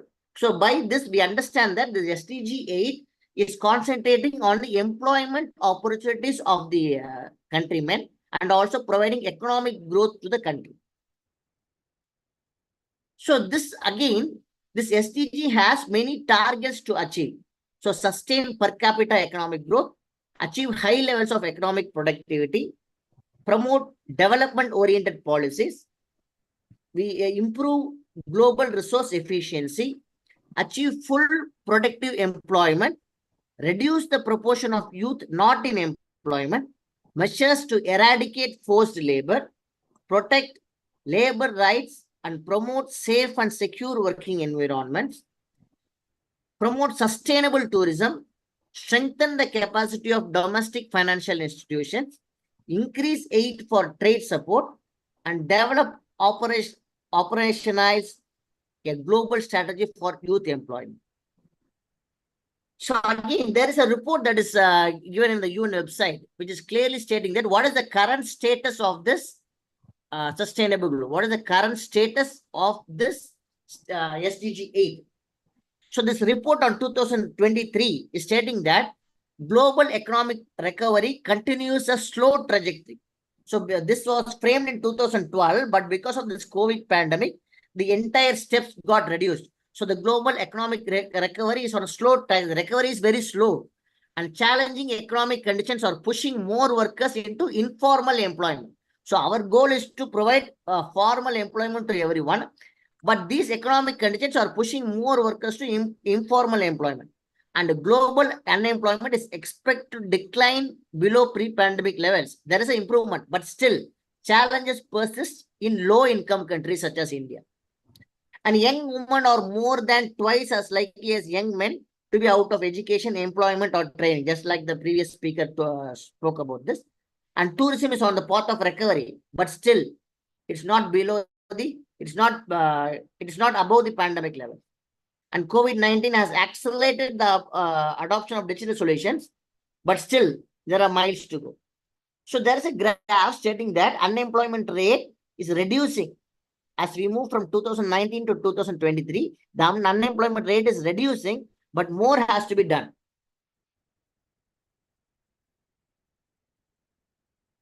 So this report is clear. So we are talking about SDG 8. So this report, if we observe clearly, so there is no improvement in goal 8 at all. If you say the green is on track or target is met. But observe the goal 8 with the yellow line, which is stating that there is a fair progress, but acceleration is needed. And there is a stagnation or regression in goal 8. So there is no improvement, or the goal 8 is not moving at all. We are not moving anywhere for goal 8. So what can be done to focus more on SDG 8 so that we can achieve the goals? So there comes the energy action. We can focus more on energy. If we focus more of our energy towards energy action, then I feel that this goal 8 can be achieved. So we have seen that there are 10 targets to be met in this goal 8. So this statistics is going to clearly prove that nothing is on track. So 8.1, 8.2, 8.3, 8.45 or 8.6, 8.7, 8.8 to 8.10 AB, nothing is on track. It is either it is stagnated or it is a light progress. More acceleration is needed. Okay. So what can be done? We are going to focus our energy on energy action. So what all can be done to improve upon this SDG 8 is we can create jobs. So number 1 is job creation. Investment in renewable energy sources such as solar, wind and hydroelectric power creates jobs in installation, maintenance and manufacturing. Of course, our moderator is also in the energy sector, so he knows more about this. So this contributes directly to SDG 8 target of promoting full and productive employment. Then number 2 is economic growth. Access to affordable and reliable energy is essential for economic activities to flourish. So by expanding the energy access, particularly in rural and unreserved areas, SDG aims to stimulate economic growth, improve productivity, and foster entrepreneurship. Then infrastructure development. So we are in the process of talking about how to implement this energy so that this SDG 8 can be improved. So in this, number 3 is infrastructure development. Building energy infrastructure such as power plants, transmission lines, and distribution networks requires significant investment. So if they are going to improve upon the infrastructure, automatically employment is going to grow. If you're going to create more jobs by installation of this energy related sources, automatically the employment is going to grow. The point number 4 is access to clean energy. So again, by improving the solar panels, so those things. So number 5 is innovation and technology. Advancements in energy technology such as energy efficient appliances, smart grids, renewable energy storage solutions. So these are going to improve upon SDG 8. Decent work conditions. Energy action includes ensuring decent working conditions for those employed in the energy sector, such as fair wages, safe working environments, and opportunities for skill development. Everything is going to add upon SDG 8. So as a summary, we can say that energy action contributes significantly to achieve SDG 8 by driving economic growth, creating jobs, improving working conditions, fostering entrepreneurship, reducing poverty, and promoting resilience and sustainability. By prioritizing investments in clean and inclusive energy solutions, countries can accelerate progress towards more prosperous and equitable future. So we have seen everything theoretically, but is it implemented? Is it going on? Why energy action to be taken for SDG 8? Why can't we go for any other thing? We have statistical proofs. So these are the statistical proofs. Sustainable energy can drive green COVID recovery. So there is a clear evidence. So this evidence is given in the report that is I shared the link here. There is a clear evidence that the sustainable energy transition would bring net employment gains and decent jobs, provided the right policy frameworks are put into practice. And interlinkages between SDGs 7 and 8. So it states that it is today well documented that any energy transition aimed at reaching SDG 7 as well as a global climate objectives will generate a significant number of new job opportunities and economic growth, not just in energy industry itself, but across all other sectors. So there's a graph. So before this COVID-19, there was an estimate that there will be a reduction of 1.07 million jobs. But after infusing the energy action into this SDG 8, there is a prediction that in 2023 and beyond, there will be 5.49 more million jobs that will be generated in the recent future. So the proof and everything is given in the link below. So based on a number of available statistics and trends at the intersection between SDGs 7 and 8, the number of jobs being created in renewable energy and other sector related fields. The expected net employment changes between greener energy and fossil fuel sector, jobs in the energy access content, the participation of women in renewable energy workforce. So these set of indicators and their underlying data continue to be collected and fine-tuned every day. And they all justify that energy action will aid significantly in attaining the goals of SDG 8. Well, thank you. Yes, sir. I need to act now. So it is a good thought process. You are given all the statistics of how this is going to be affecting the entire world. So the value, whatever you have picturized, is something like it is not an easy thing to digest, because so the first 6 goals were talking about the social status. Now it is coming to the economic status, means goal number 7, 8, and 9 are going to be the economical point of view. So decent workspace is very much important, that the population, whenever we are educating, so education in our program, education is waiting for Srividya ma'am, but still we have the education given to everyone, but the employment or economic status is not improving, means then what is the need for SDG goals? That would be the question mark. You have given each and every point value added with the slide picturizing all the statistics. Unless we act now, the 2030 agenda will become a fit up for a world that might have been. So like Antonio Guterres, Secretary General United Nations, has given such words. So it is the real fact you have picturized. Thank you so much, Manikandan sir. You have given the information of economic status post-COVID and pre-COVID statistics.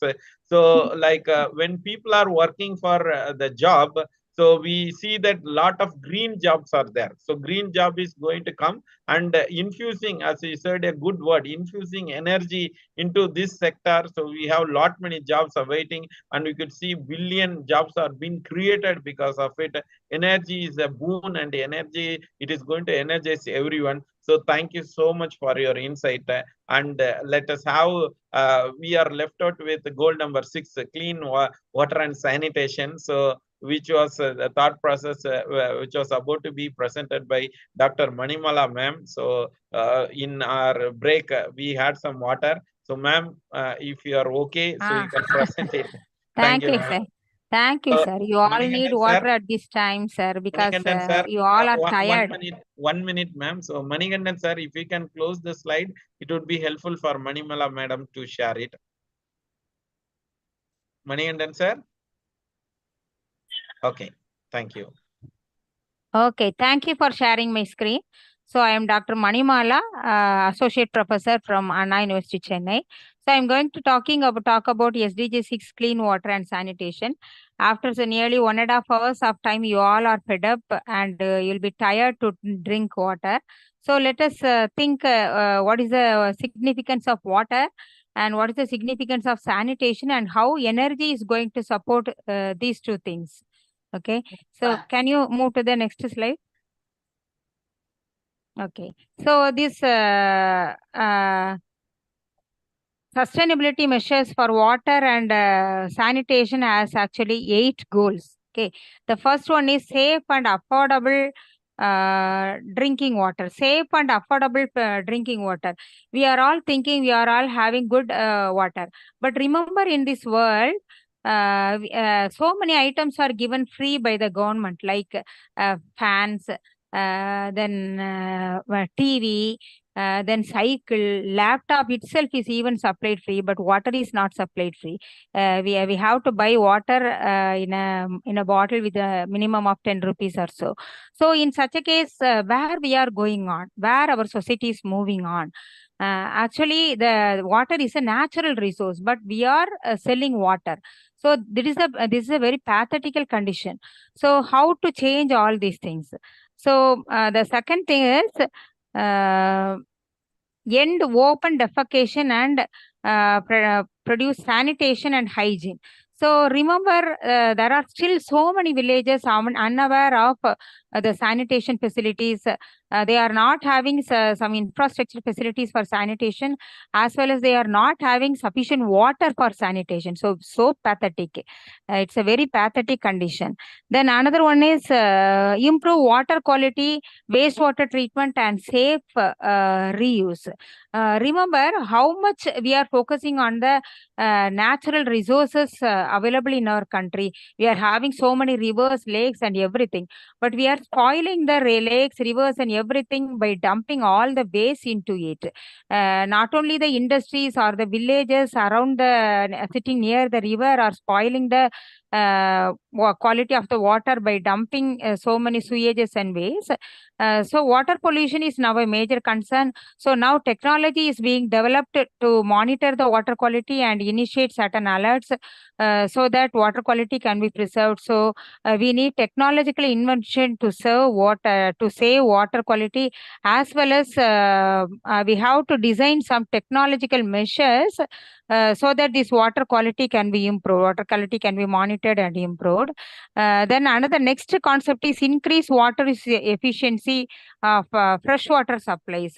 So water use efficiency in the sense we have to use it in an economical manner. We should not waste much of water. Because remember, around 80% of water used for any purpose is going untreated. So that wastewater, if treated, can be used for some other purposes. So recycle, reuse, all such concepts should be incorporated for water also, so that our future generation, that is our generations, our children and their children, so they all can live in a happy society with good water. Remember, there is one statistics that around 4 billion people are living in society. 4 billion people are living in society without sanitation facility, and 2 billion people are living in a society without good drinking water. And another one thing is nearly 1/3 of the population is surviving of water scarcity, or it is called as water stress. So how we are going to support the whole world so that each and everyone in the world get good quality water for drinking consumption, as well as for usage for bathing, washing, etc. So can you move to the next slide? So other 4 targets. These are the other 4 targets. Integrated, that is the implement integrated water resources management. So there should be a common forum. We all should think and bring out an amicable solution, so that there should be an integrated water resources management, and all the water resources should be maintained in a proper manner by such management. So that is another one target. Then expand water and sanitation support to developing countries, and several developed countries are having good sanitation facilities, but our country like India, which is a developing country, needs a lot of support from international forum and other civil aspirants who can contribute for producing good water and sanitation support to people even in the remote villages, and people who don't know much about this water preservation as well as these sanitation facilities. So we have to support them. Then the next target is protect and restore water related ecosystem. That is this here. There is a talk in general in Tamil Nadu, that is Agasthyar brought some water in Kamandalam, and actually that water is the form of his wife.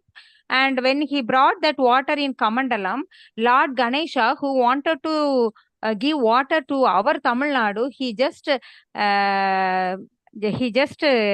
that Kamandalam, and from that Kamandalam, the Kaveri water started flowing. It is maybe it may be a story, or it may be some something mythological story. Whatever it is, it shows the significance how the gods in the initial stage, gods we studied, or we came to know from our ancestors, are interested in preserving the natural resources and helping the human in the earth. But now what we are doing, Ganga is not clean, Kaveri is not clean. So we all have to do some steps. This IGEN can initiate the steps so that some innovation and technological new inventions can come in this field, so that the water quality can be prevented by technological solutions, as well as human mind. There should be some change in the human mind. So this sort of activity, like our today's pre-conference as well as the conference, can ignite some action within the pupils' mind, so that we will provide clean water for all the people in the world. Next slide, please. So these are all the status. So see, we are all very lethargic, and we are not even focused on the species living in the river or water. So whatever we are doing, it affects the species living in water, and those species are actually helpful in cleaning the water. But we are leading to the extinction of such a species by dumping waste and everything. Okay, so that attitude of human should change. So protect natural resources and restore ecosystems. That is very, very important. We should not be lethargic. There should be some. That is, we are cutting all the forests. That is, deforestation is occurring. So all these things will affect the climate change, and these climate change will affect the clean water supply. So we all should change first. Our human mind should change first to save water, to save our natural resources, thereby providing clean water supply to all. Then, as engineers and academicians, we should train our students and others to create some new technological inventions, so that we can save the water ecology of our country. So please, next slide. Okay, the current status, see the statistics in this, around 2.4 billion people are still in water stressed condition. Okay, then 81% of species dependent on inland wetland have declined. So many species lost their survival.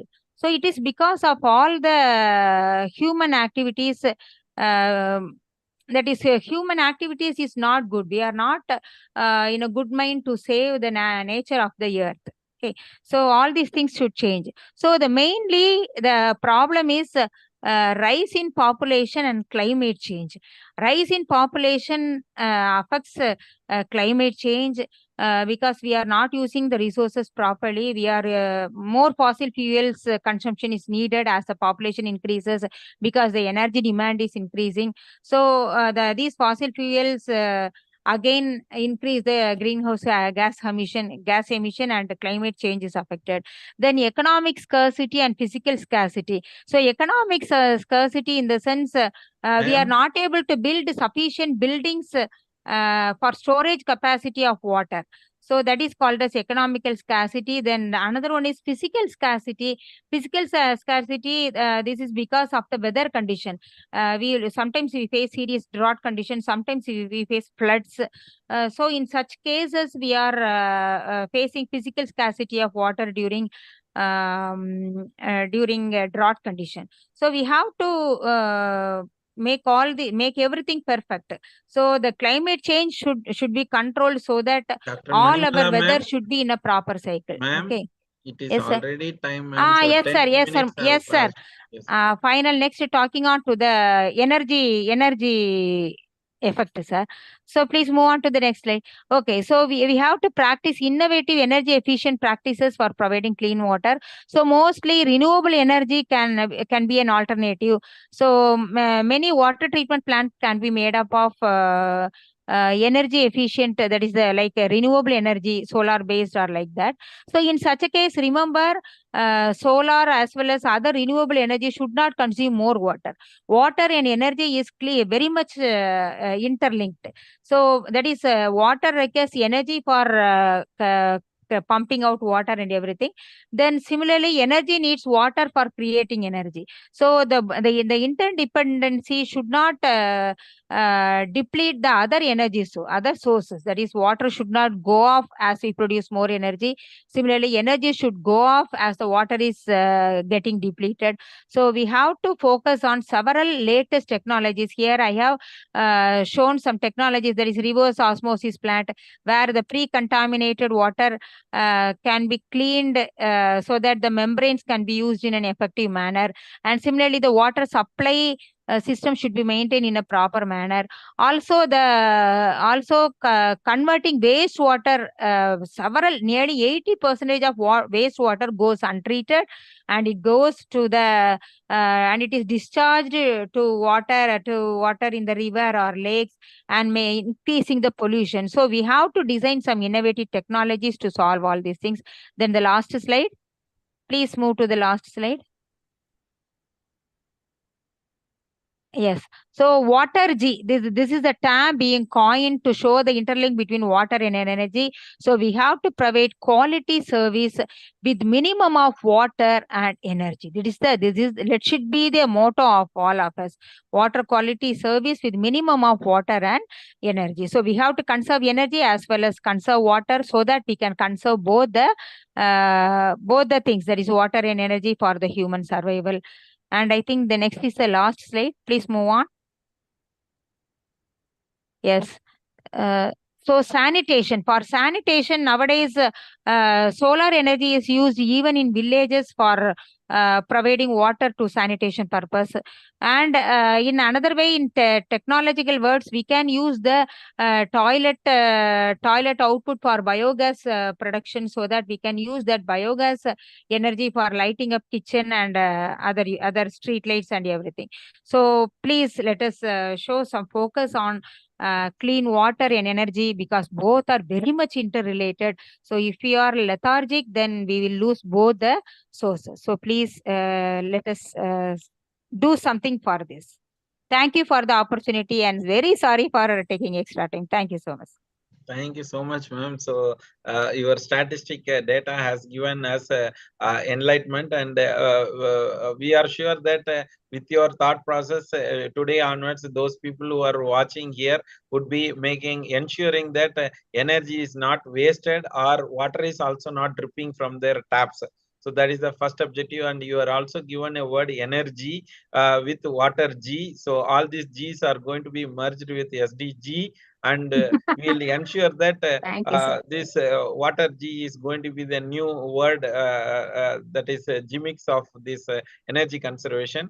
We would ensure it, ma'am. So thank you so much for the greater insight that you have given with the social status. So with this, we just wanted to close the social and economic status of all these SDG goals. Before that, we want to educate ourselves. So we have missed out a good education. So the education would be dealt by Dr. Srividya ma'am. So he is the right person to talk about education. So ma'am, so the session is yours. So I have a request for the rest of the speakers that we are running out of time, and the 3 minutes whatever been given to us was judicially should be used for our energy level, because the rest of the people would be leaving their energy and going away. So please ensure that you are completing it within the 3 minutes with your slide. Thank you, ma'am. So please, Srividya ma'am, so the session is yours. So please, ma'am.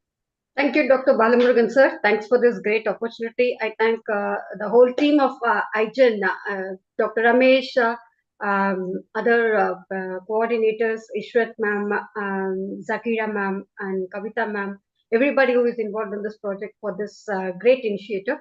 Well, without taking much time, I would like to start the thing I don't think so tonight we will be hungry at all, because as goes the kural, செவிக்கு உணவில்லாத போது சிறிது வயிற்றுக்கும் இயப்படும். We have heard too much today, and it has been going on and on and on, and we are not able to stop ourselves. That I would really say that. Very true. Well, let me share my screen for my introduction. I think so I'll be able to do it.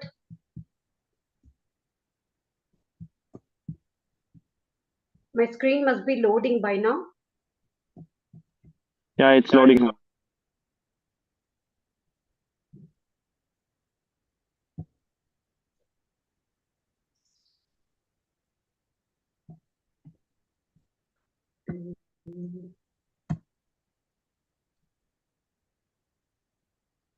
Yeah. So, has it loaded? Yeah, ma'am. Screen is You're able to visible now. The screen is visible now? Okay. Yeah, ma'am. Thank you.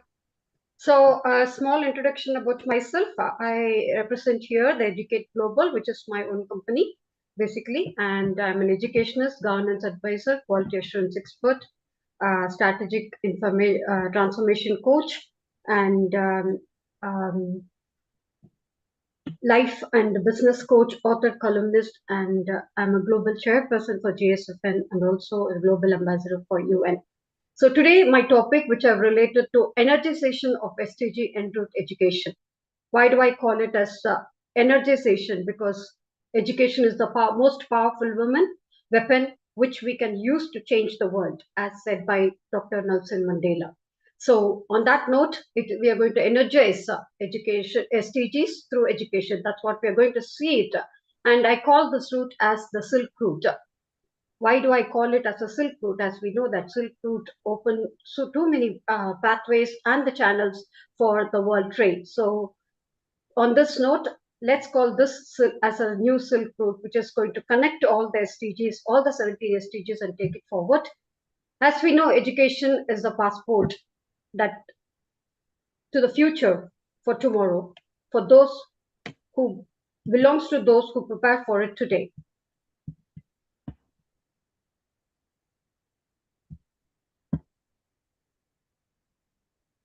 So there we are.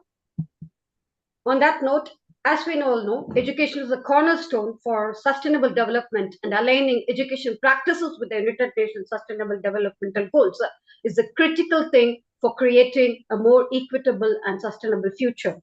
That's going to be the main topic sentence that we are going to see today. So how to relate all the UN SDGs, all the 17 SDGs, to be designed as a blueprint to achieve a better and more sustainable future for all by 2030. One of these goals of SDG 4, especially targeting education, aiming to ensure inclusive and equitable quality education and promoting lifelong learning opportunities for all. However, achieving this goal is not without its challenges. Before diving it to align with the education with UN SDGs, it is important to understand the current education landscape of your country, of your community, and supplemented with the recent data that tells about the progress that has been made with significant gaps that are to be addressed. So if we align our path this way, then we will be making quite a good progress. For instance, between 2010 and 2019, the global primary secondary school completion rates increased from 82% to 85%, from 46% to 53% respectively.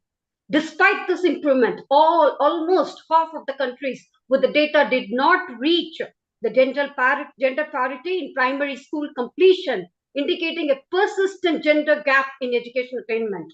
Moreover, COVID pandemic has posed significant risk to the education continuity.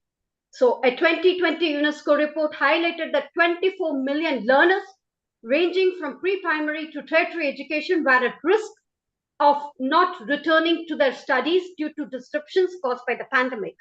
These insights underscore the urgency in aligning education with the global goals and not to recover from setbacks, but also to build a more resilient education system.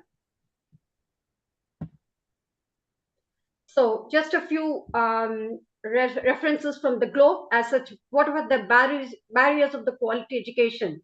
Lack of quality schools, high cost, family reliance, and also female inclusion. And the education of global crisis highlighted that 773 million adults across the globe cannot read or write. 58 million primary school age children were not in school, and about all the education literacy percentage were always below average. So that is why then addressing all the other, when we are addressing all the other SDG goals, we have to focus on the education. So once again, I stress here, education is the most powerful weapon which we can use to change the world. So on that note, let's take a vote today that education is not my birthright. It's my birthright and it's not a privilege.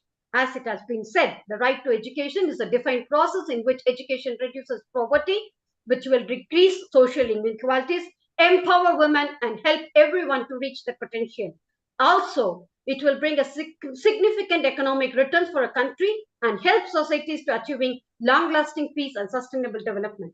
And education is the key to achieving all the other human rights and all the other SDG goals. So thereby, these are the things that the whole thing has evolved.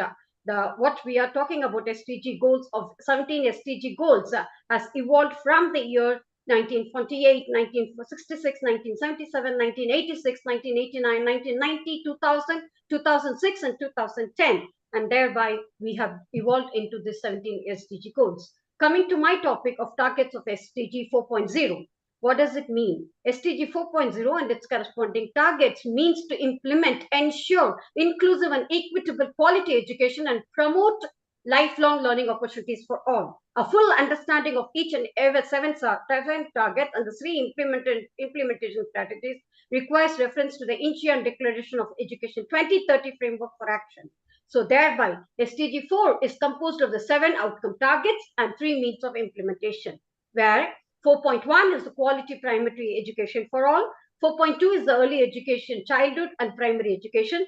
4.3 is the equal access to TVET and higher education, which is a very key thing that we're going to prong upon today. And education 4.4 is the skill for decent work. The 4.3 and 4.4 is also connected.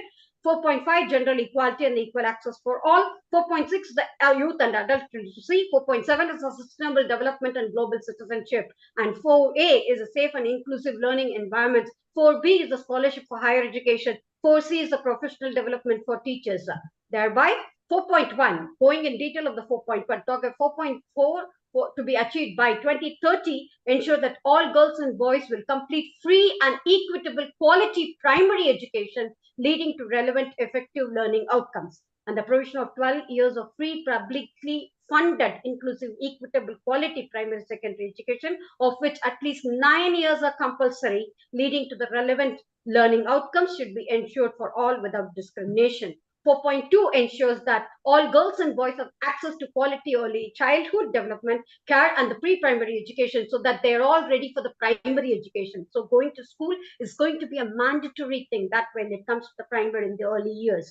And the provision of at least 1 year of free and compulsory quality pre-primary education is encouraged to be delivered by well-trained educators like us, as well as that we are of the early childhood development and care. Target 4.3 by 2030 ensure that all equal access for all men and women to affordable quality technical vocational tertiary education, including universities. Thereby, we are going to highlight today on the green skills, which Sir was mentioning, the doctor was mentioning quite some time before. So it is imperative to reduce the barriers to skill development and the technical and vocational education, the training of TVET, starting from the secondary level, as well as the tertiary education, including universities, so as to provide lifelong learning opportunities for youth and adults. So the provision of the tertiary education should be made progressively free in line with the existing international agreements. So target 4.4 should be substantial increase of the number of youth and adults who has relevant skills, including thereby education is not going to be a preparation for life, but it is going to be the actual life itself, where including technical and vocational education for employment, decent jobs, and entrepreneurship, where we will say that our future youth are not going to be job seekers, they are going to be job givers. So equitable access to TVET needs to be expanded where the quality is ensured. Very importantly, quality is ensured, that the key thing for 4.4.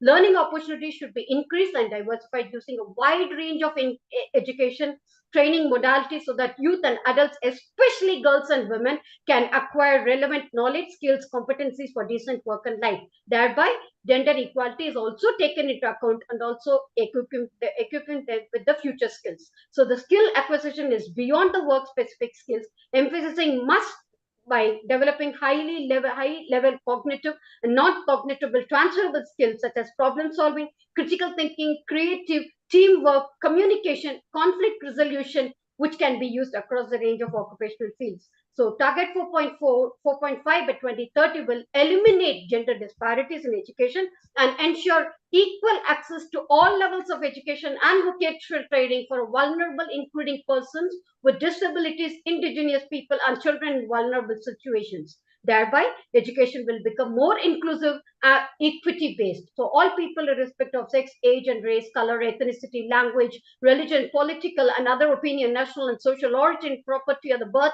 as well as the persons with disabilities, migrants, and indigenous people, and children and youth, especially those in the vulnerable countries and situations and other status, should have access to inclusive, equitable, quality education, opening lifelong learning opportunities for all. Thereby, the vulnerable groups that require the particular attention and targeted strategies, including persons with disabilities, indigenous people, ethnic minorities, all will be included into it. Thereby, gender equality is already taken into account such that we will be able to achieve it. So, eliminating all discrimination in education is 4.5. Target 4.6, but ensure that youth and a substantial... Sorry.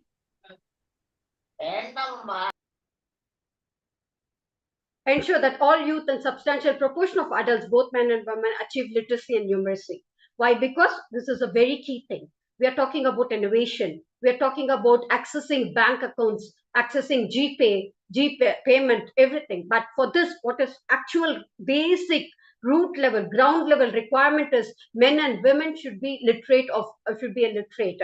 Literacy and numeracy are the key thing that is going to be the talk of the world, and it's going to be for universal literacy and numeracy that we're talking about. If they are not able to handle their own bank account, what is the financial literacy, financial freedom that we're talking about entrepreneurship, talking about business, financial literacy, all these things can come in handy only on the basic line achievement of literacy and numeracy for both men and women. So the principles and strategies and actions for this target are underpinned by the contemporary understanding of the literacy as a continuum of the provincial level in the given context. So it goes beyond the understanding of the simple dichotomy of literate versus illiterate. Therefore, action for this target remains at ensuring by 2030 that all young women or people across the globe should have achieved relevant, recognized proficiency level in functional literacy and numeracy skills that are equivalent to the levels achieved at the successful completion of the basic education. So 4.7 ensures that all learners acquire the knowledge and skills. Sorry to disturb you, ma'am. So it's already 12 minutes over. So that's why I said I'll come in the last. I've not even covered half. Anyway. Okay, so you can just add more value to it through some energy level. So your energy level is very high. I could note it. So that's why I don't want to disturb you. So as you are educating more, so you can take 1 minute of your time and you can close it, ma'am. So because other 8 goals are waiting for us. So education is very much important, but still we need to educate ourselves that the minute that has been given to us need to be justified. So please, ma'am. Sure. Sure. Let me try doing some justice to it now. Yes, ma'am. Sure. Please, Thank you. So target 4.A, which is going to be the focus, is to build a safe and non-violent, inclusive, effective learning environments for all. So moving ahead, target 4.B is creating pathways, that is expanding higher education scholarship for all the developing countries, for implementing scholarship programs for all the youth across worldwide. And target 4.3 is the supply of qualified educators, including the international cooperation training and developing countries, especially in the least development. So in that case, when it is related, education is related to 5 other SDGs with direct reference to education is target 3.7, that is equal access to sexual reproductive care and family planning, that is with the health and well-being. And target 5.6 is connected with the gender equality. Target 8.6 is connected with decent work and sustainable growth. Target 12.8 is connected with responsible consumption protection, and target 13.3 is today's topic, more related to climate change mitigation, etc., etc. So thereby, right to education is the key thing that we're going to talk upon, which honor on the present, that every child matters here. So these are challenges and these are the solutions that we're working on.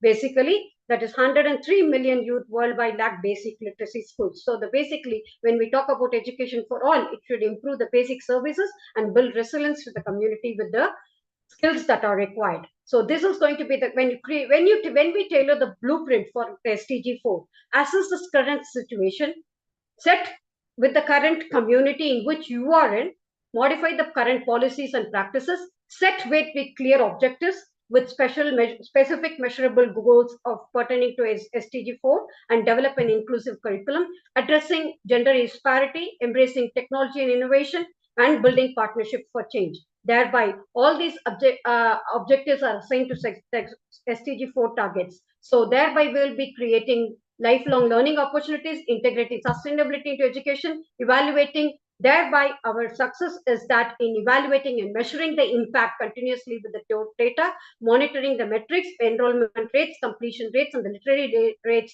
to evaluate the progress towards objective set.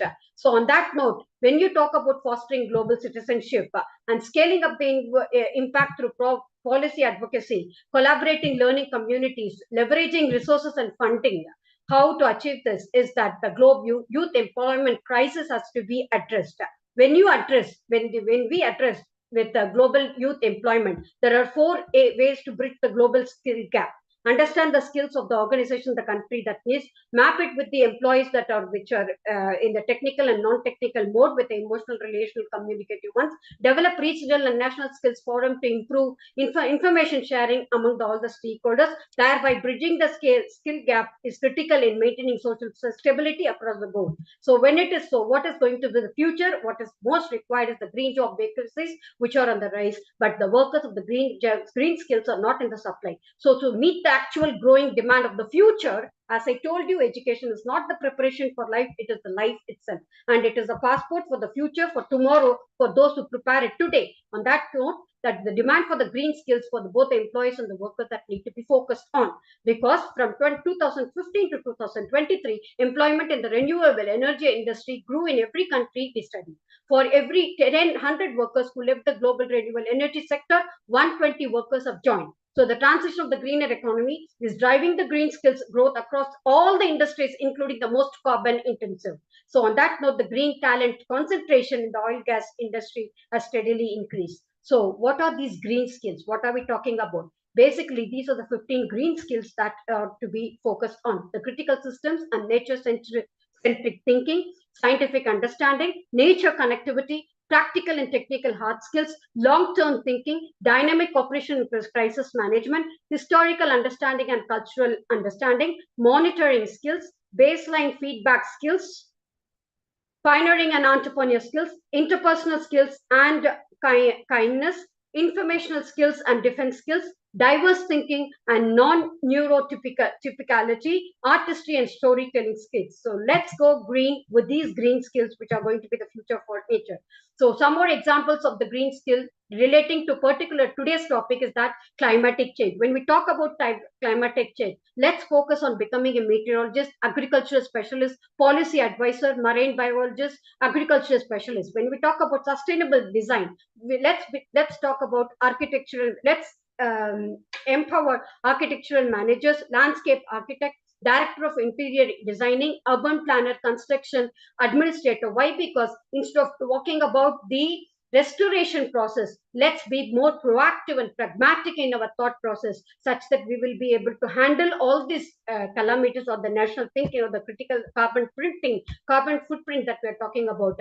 Talking about business renewable energy, let's talk about business engineers, project finance analysts, distribution engineers, land acquisition managers, project scale managers. When we talk about energy efficiency, let's talk about plumbing engineers, utilities managers, project scales managers, vice president facilities, heating, air conditioning engineers. When it comes to the agronomy, sales operation assistant, entomologist, winemaker, technical sales representative, soil erosion control is again one more part of the public works.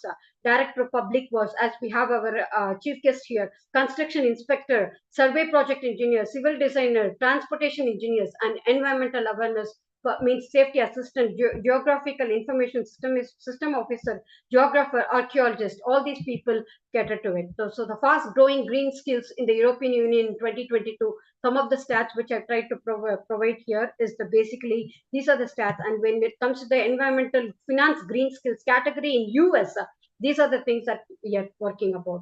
So when it is such a case, what the status of India is that, see, we can see the difference we can see the gaps which are there, which are not being linked. So we need to focus on these factors and we need to take our education forward. Thereby, our data, however, also points areas of opportunities for people working to become the part of the green transformation with STEM and critical green skill adjacent with the rise of new green roles and the gateway jobs. Thereby, let's put our best foot forward in making our place a better place to live in and celebrate every single moment of your life so as to evolve ourselves, because charity begins at home. Whatever we are going to talk today, that should start from within ourselves first. So from ourselves, we take it to the community and then we take it forward to the terrain. Thank you. Thank you so much. Thank you so much, ma'am. So it's like a fountain that is falling from the mountain. So you have enlightened us with your thought process. You have given lot many information. So as an educator, you could give lot of information. So I was astonished to see the data. So you have pulled in for green jobs and other things. It is a great excitement as well. So as an educator, you could give. I was just you are putting me behind the seat looking after all the slides, but still as a teacher I was afraid of taking up because your scale may beat me, but the rest of the people who are sitting there, they could not tolerate because it's running out of time. It is already 9 o'clock that has crossed, means then rest of the people might have some difficulty. So hope everything is well taken, and the green jobs, as you have given the good slide, so you can share your slide to the entire population so that they would understand where they can concentrate. The green jobs, which seems to be very vital, and you have educated well, and thanks for the information, ma'am. So you have taken 25 minutes of our time to educate us. So thank you so much. So you might not know it as listeners. We were looking at a point that so next Praveen Kumar sir, who is sitting behind, and he can have an opportunity to talk about it. So everything is covered by you. Thank you so much, ma'am. So thank you so much, and we'd have the next goal to be enlightened by our next speaker. So, but still, I'm again and again putting up a restriction to everyone that you are given 3 minutes of your time to portray your thought process on energy pivoted to other goals. So the next goal would be our SDG goal number that is 9. It is about 9 means so it is in between everything, 9 planets and 9 thought process. Lot many things are there. So none other than our Dr. Anuradha ma'am. So who would be giving more insight of industry innovation and infrastructure, so which is very vital after educating by education given by our Dr. Srividya ma'am. So welcome Dr. Anuradha ma'am to the board. So please ma'am, so the session is yours. Greetings to one and all present here, sir. Sir, good evening. I won't take more than 3 to 5 minutes, sir. So I'm just complete it soon. Hope I'm audible. Sorry, my network is a little bit slow, so I'm not switching on my video. Hope it is okay. I'll start with it, sir. Is it okay? I'm audible, sir. My screen is visible. Hello. Ma'am, Am yes, I audible? it's perfect, Okay. ma'am. So Yes, please. ma'am, audible. The screen is visible. Okay, let me start. Greetings to one and all present here. I'm Dr. T. Anuradha. I'm a professor and head of the Department of EEE, KCG College of Technology, Chennai. My topic today is SDG 9, Industry, Innovation and Infrastructure. This SDG 9 aims to build a resilient infrastructure, promote sustainable industrialization, and foster innovation. For a successful community, the basic requirement of a successful community is the functioning and strong infrastructure. SDG 9 is all about promoting innovative and sustainable technologies and ensuring equal and universal access to information and financial markets. SDG 9 has got 8 targets and 12 progress measuring indicators. The first 5 targets are outcome targets that have a specific desired outcomes to achieve the objective of SDG goals. The first one is development of sustainable. The target 9.1 is about the infrastructure, that is develop sustainable, resilient and inclusive infrastructure. Target 9.2 is to promote inclusive and sustainable industrialization. It is about industry. Target 9.3 is about the increased access to the financial services and markets. This is about the finance. Target 9.4 is upgrade all industries and infrastructures for sustainability. This is more about the CO2 emission. And target 9.5 is about enhance research and upgrade industrial technologies. Then next 3 outcomes are implementation targets. These 3 targets provides a means to achieve the targets. These targets are 9A, 9B and 9C. 9A is called facilitate the sustainable infrastructure development for the developing countries. And 9B is about the support of domestic technology development and industrial diversification. Target 9C is about the universal access to information and communication technology.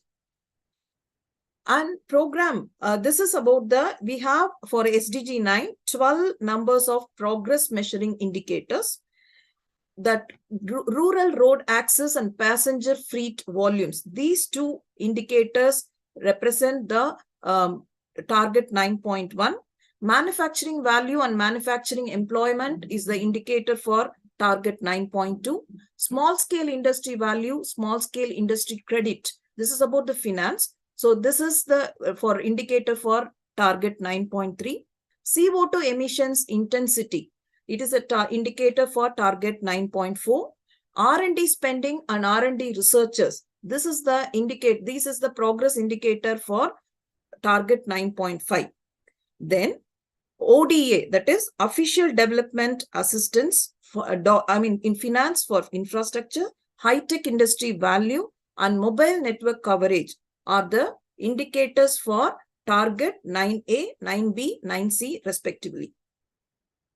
Now we go for the how the target, the SDG 9, SDG 9 create the positive impact on the goals. SDG 9 create a positive impact on SDG goal 2, 6, 7, 11, 12 and 13. Sustainable infrastructure is the core to the development of sustainable cities. That is goal number 11. Can support more productive agricultural practices. That is goal number 2. Greater access to water. That is goal number 6. And clean energy, goal number 7. Developing more sustainable industrial processes and products through R&D investments will improve sustainability in the production of goods and services, which is goal number 12. Resilient infrastructure is vulnerable communities is also increases adaptive capacity to climate change, which is goal number 13. So we have to, these are the positive impacts. So we have to maximize the interlink between the SDG 9 and these SDG goals.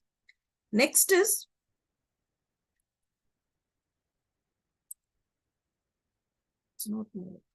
next is what are the negative impacts on SDG, which we have to be very careful.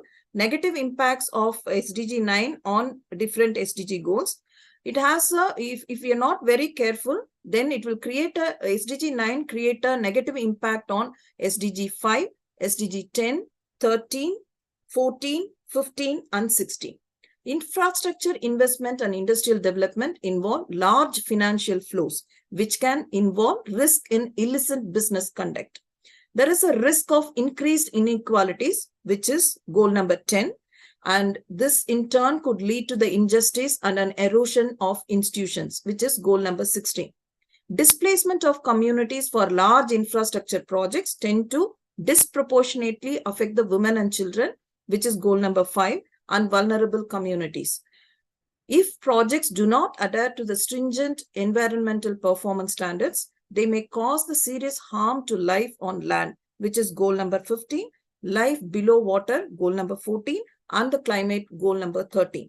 So we have to minimize the risk of negative impact on these goals by SDG 9. What is the progress on SDG 9 so far? Globally, 16% of the world's workforce employed in manufacturing, one manufacturing job creates 2.2 jobs in other sectors. In India, 80 million people employed in micro, small, and medium enterprises produce 45% of the manufacturing output. 367.48 million internet subscribers in India. 367.48 million internet subscribers are newly introduced, and CO2 1.73 million ton, 1 million ton of the lowest per capita CO2 emissions in the world. Mangalyaan is the world's least expensive interplanetary mission to Mars. This I took it from thing. Then overview of interlinks of SDG 7 and SDG 9. Affordable clean energy access and sustainable industrial development. Policies and measures should be put in place to ensure that the increased demand for the energy in the industry sector does not compromise access to the clean and reliable energy by households. Energy and resource efficiency, fuel switching to low carbon, no carbon fuels, electrification of heat and green hydrogen use in industry. These are the two major things that interlink SDG 9 and 7. So this is the overview. SDG 7 and how it is interlinked, and SDG contribution. SDG 7 target 100% of people have the access to the clean and reliable energy. And SDG 9 says 100% of industry has the access to the reliable energy. So contribution is industry innovates to supply clean energy technologies. SDG 7 goal number 2, target is increase sustainability. So SDG 9 has to do 100% increase in the use of renewable energy in the industry, and contribution is industry supplies the renewable energy technologies and also adopts more renewable energy. Goal number 3 of SDG 7 is double energy efficiency by reducing energy intensity by half. SDG 9, double industrial energy efficiency by reducing energy intensity by 50%. Contribution is industry innovates to supply energy efficiency technologies and also adopts them more rapidly. Sir, avladhan sir. You know what? Rendu slide da. Fine. Okay. Then goal number 4 is enhance international cooperation and increase dollar spent. SDG 9 is enhance international cooperation and double dollar spent on industrial energy efficiency and decarbonization. Then goal number 5 of SDG 7 is expand and upgrade. Then SDG 7 links to SDG 9 is expand and upgrade clean grid infrastructure and develop transport and storage infrastructure for hydrogen and captured carbon for industrial facilities. These are the challenges in achieving SDG 7 after the pandemic. First thing is, this is about the manufacturing. Even though manufacturing picked up, still LCDs, that is least developed countries, are left behind. Small scale industry lack access. 1 in 3 manufacturing jobs are negatively impacted. Higher technology are more resilient than the lower tech counterparts. These are the challenges and solutions. So first challenges, many countries lack basic and resilient infrastructure. Invest in infrastructure fostering sustainable. Solution is to invest in the infrastructure fostering sustainable growth and development. Challenges, poor infrastructure is a major barrier for thriving businesses. Solution is innovate to make green infrastructure, increase energy efficiency and reduce their adverse environmental impact. Challenges to infrastructure and industrialization often cause the environmental degradation. Solution is to build resilient infrastructure, protecting livelihoods against environmental natural disaster. So thank you. Thank you for the opportunity, sir. Thank you, Balamurugan sir. I hope I'm not taking much of your time. I put the timer also. It goes 10 minutes, I guess. Sorry. Yes, so, the goal number 9 was completed before 9 minutes. So that Thank you was so much, sir. Thank you so much. yes, Thank you, ma'am. sir. Anyway, It I was couldn't reduce. Anyway, next time I'll stop. I will reduce more, sir.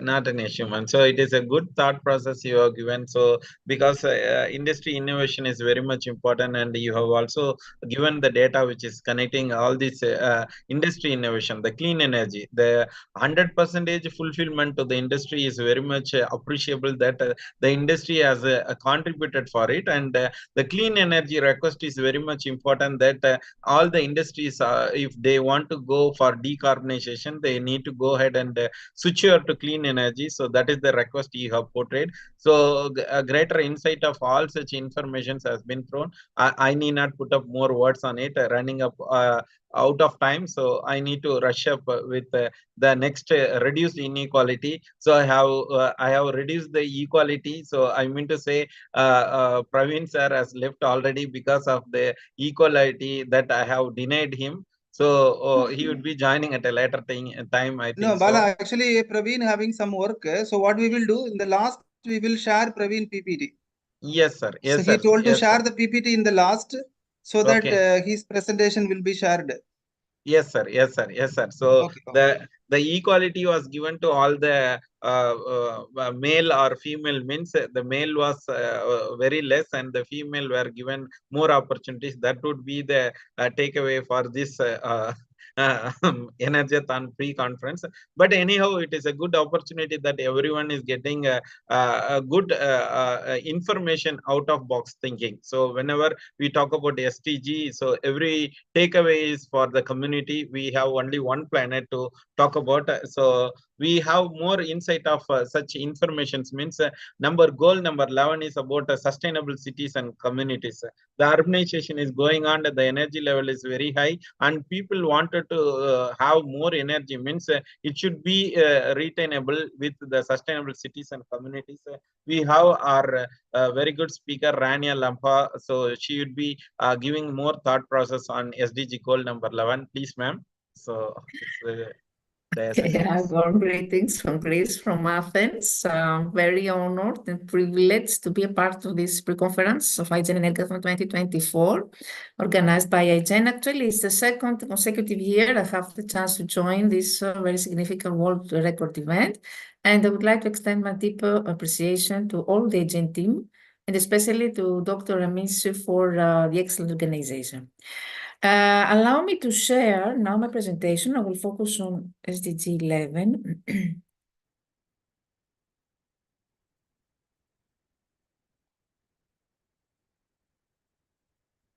No, is it visible now?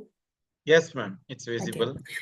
SDG 11 aims to make cities and human settlements inclusive, safe, resilient, and sustainable.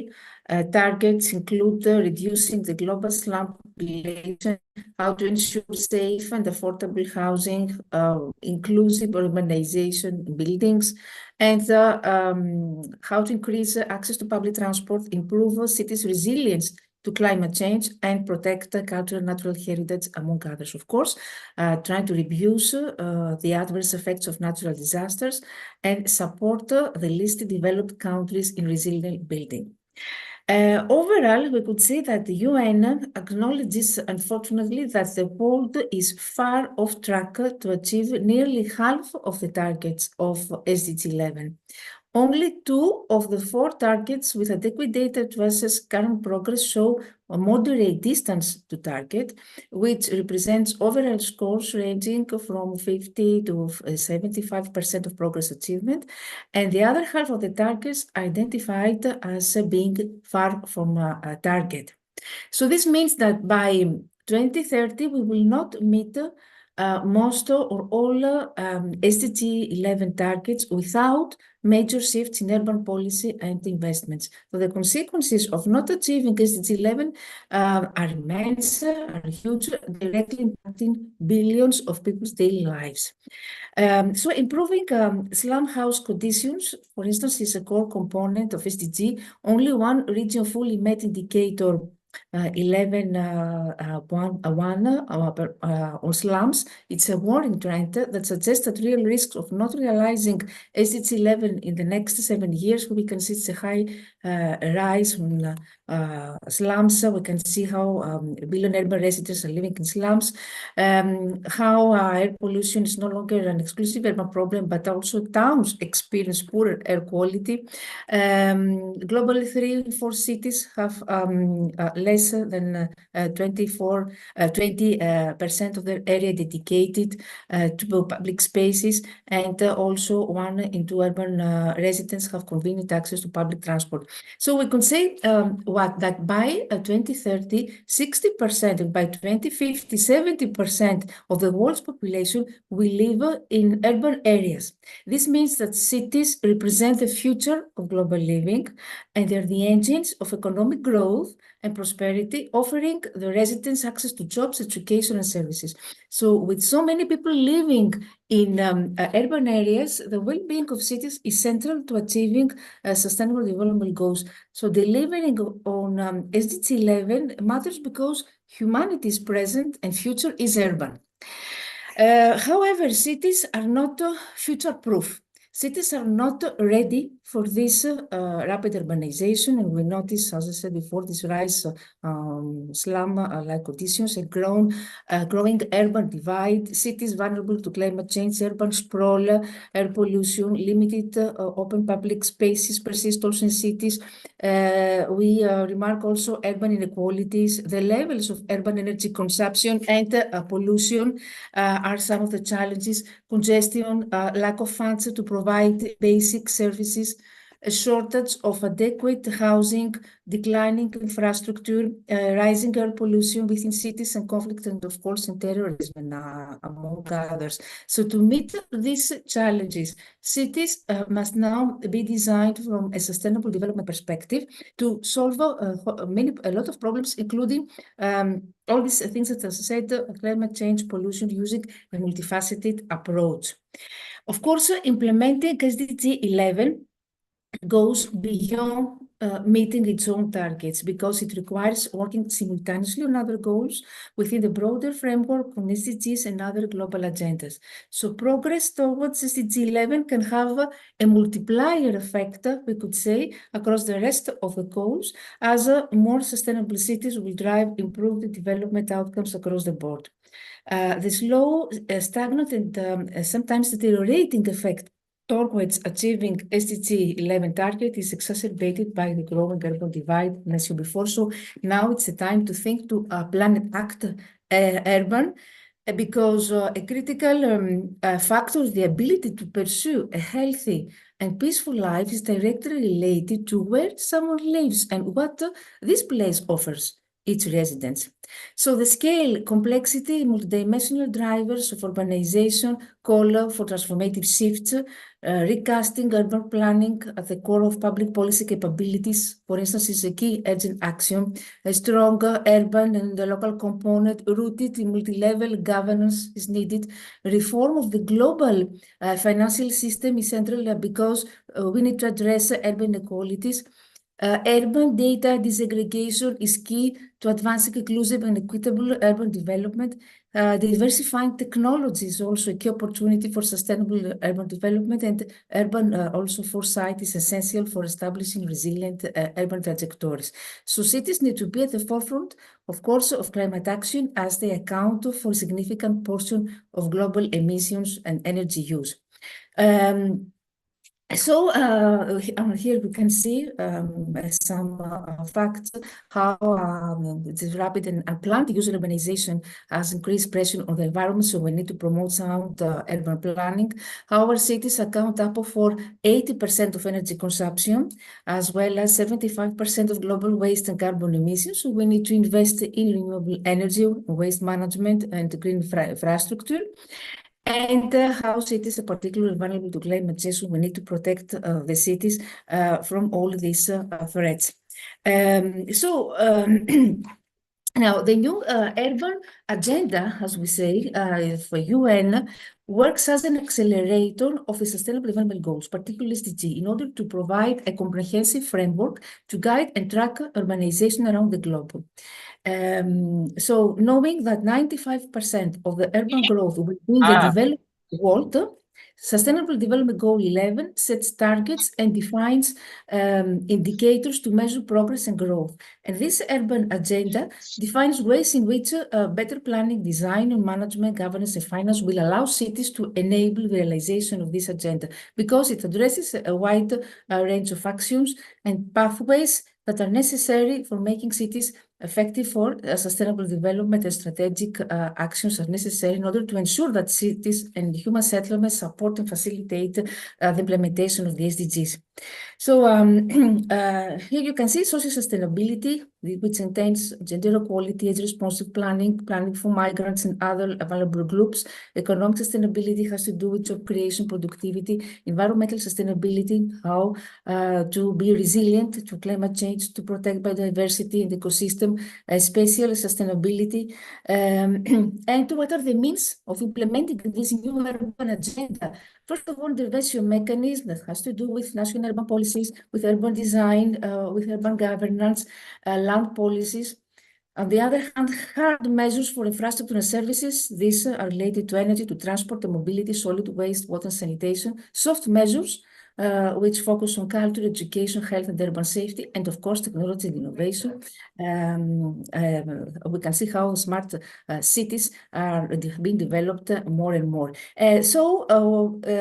Especially we talk about energy, because we need energy efficient cities, because urbanization at this rate will significantly increase energy demand, as more energy will be required to support greater economic activity, expanded infrastructure, and the rising need for municipal services.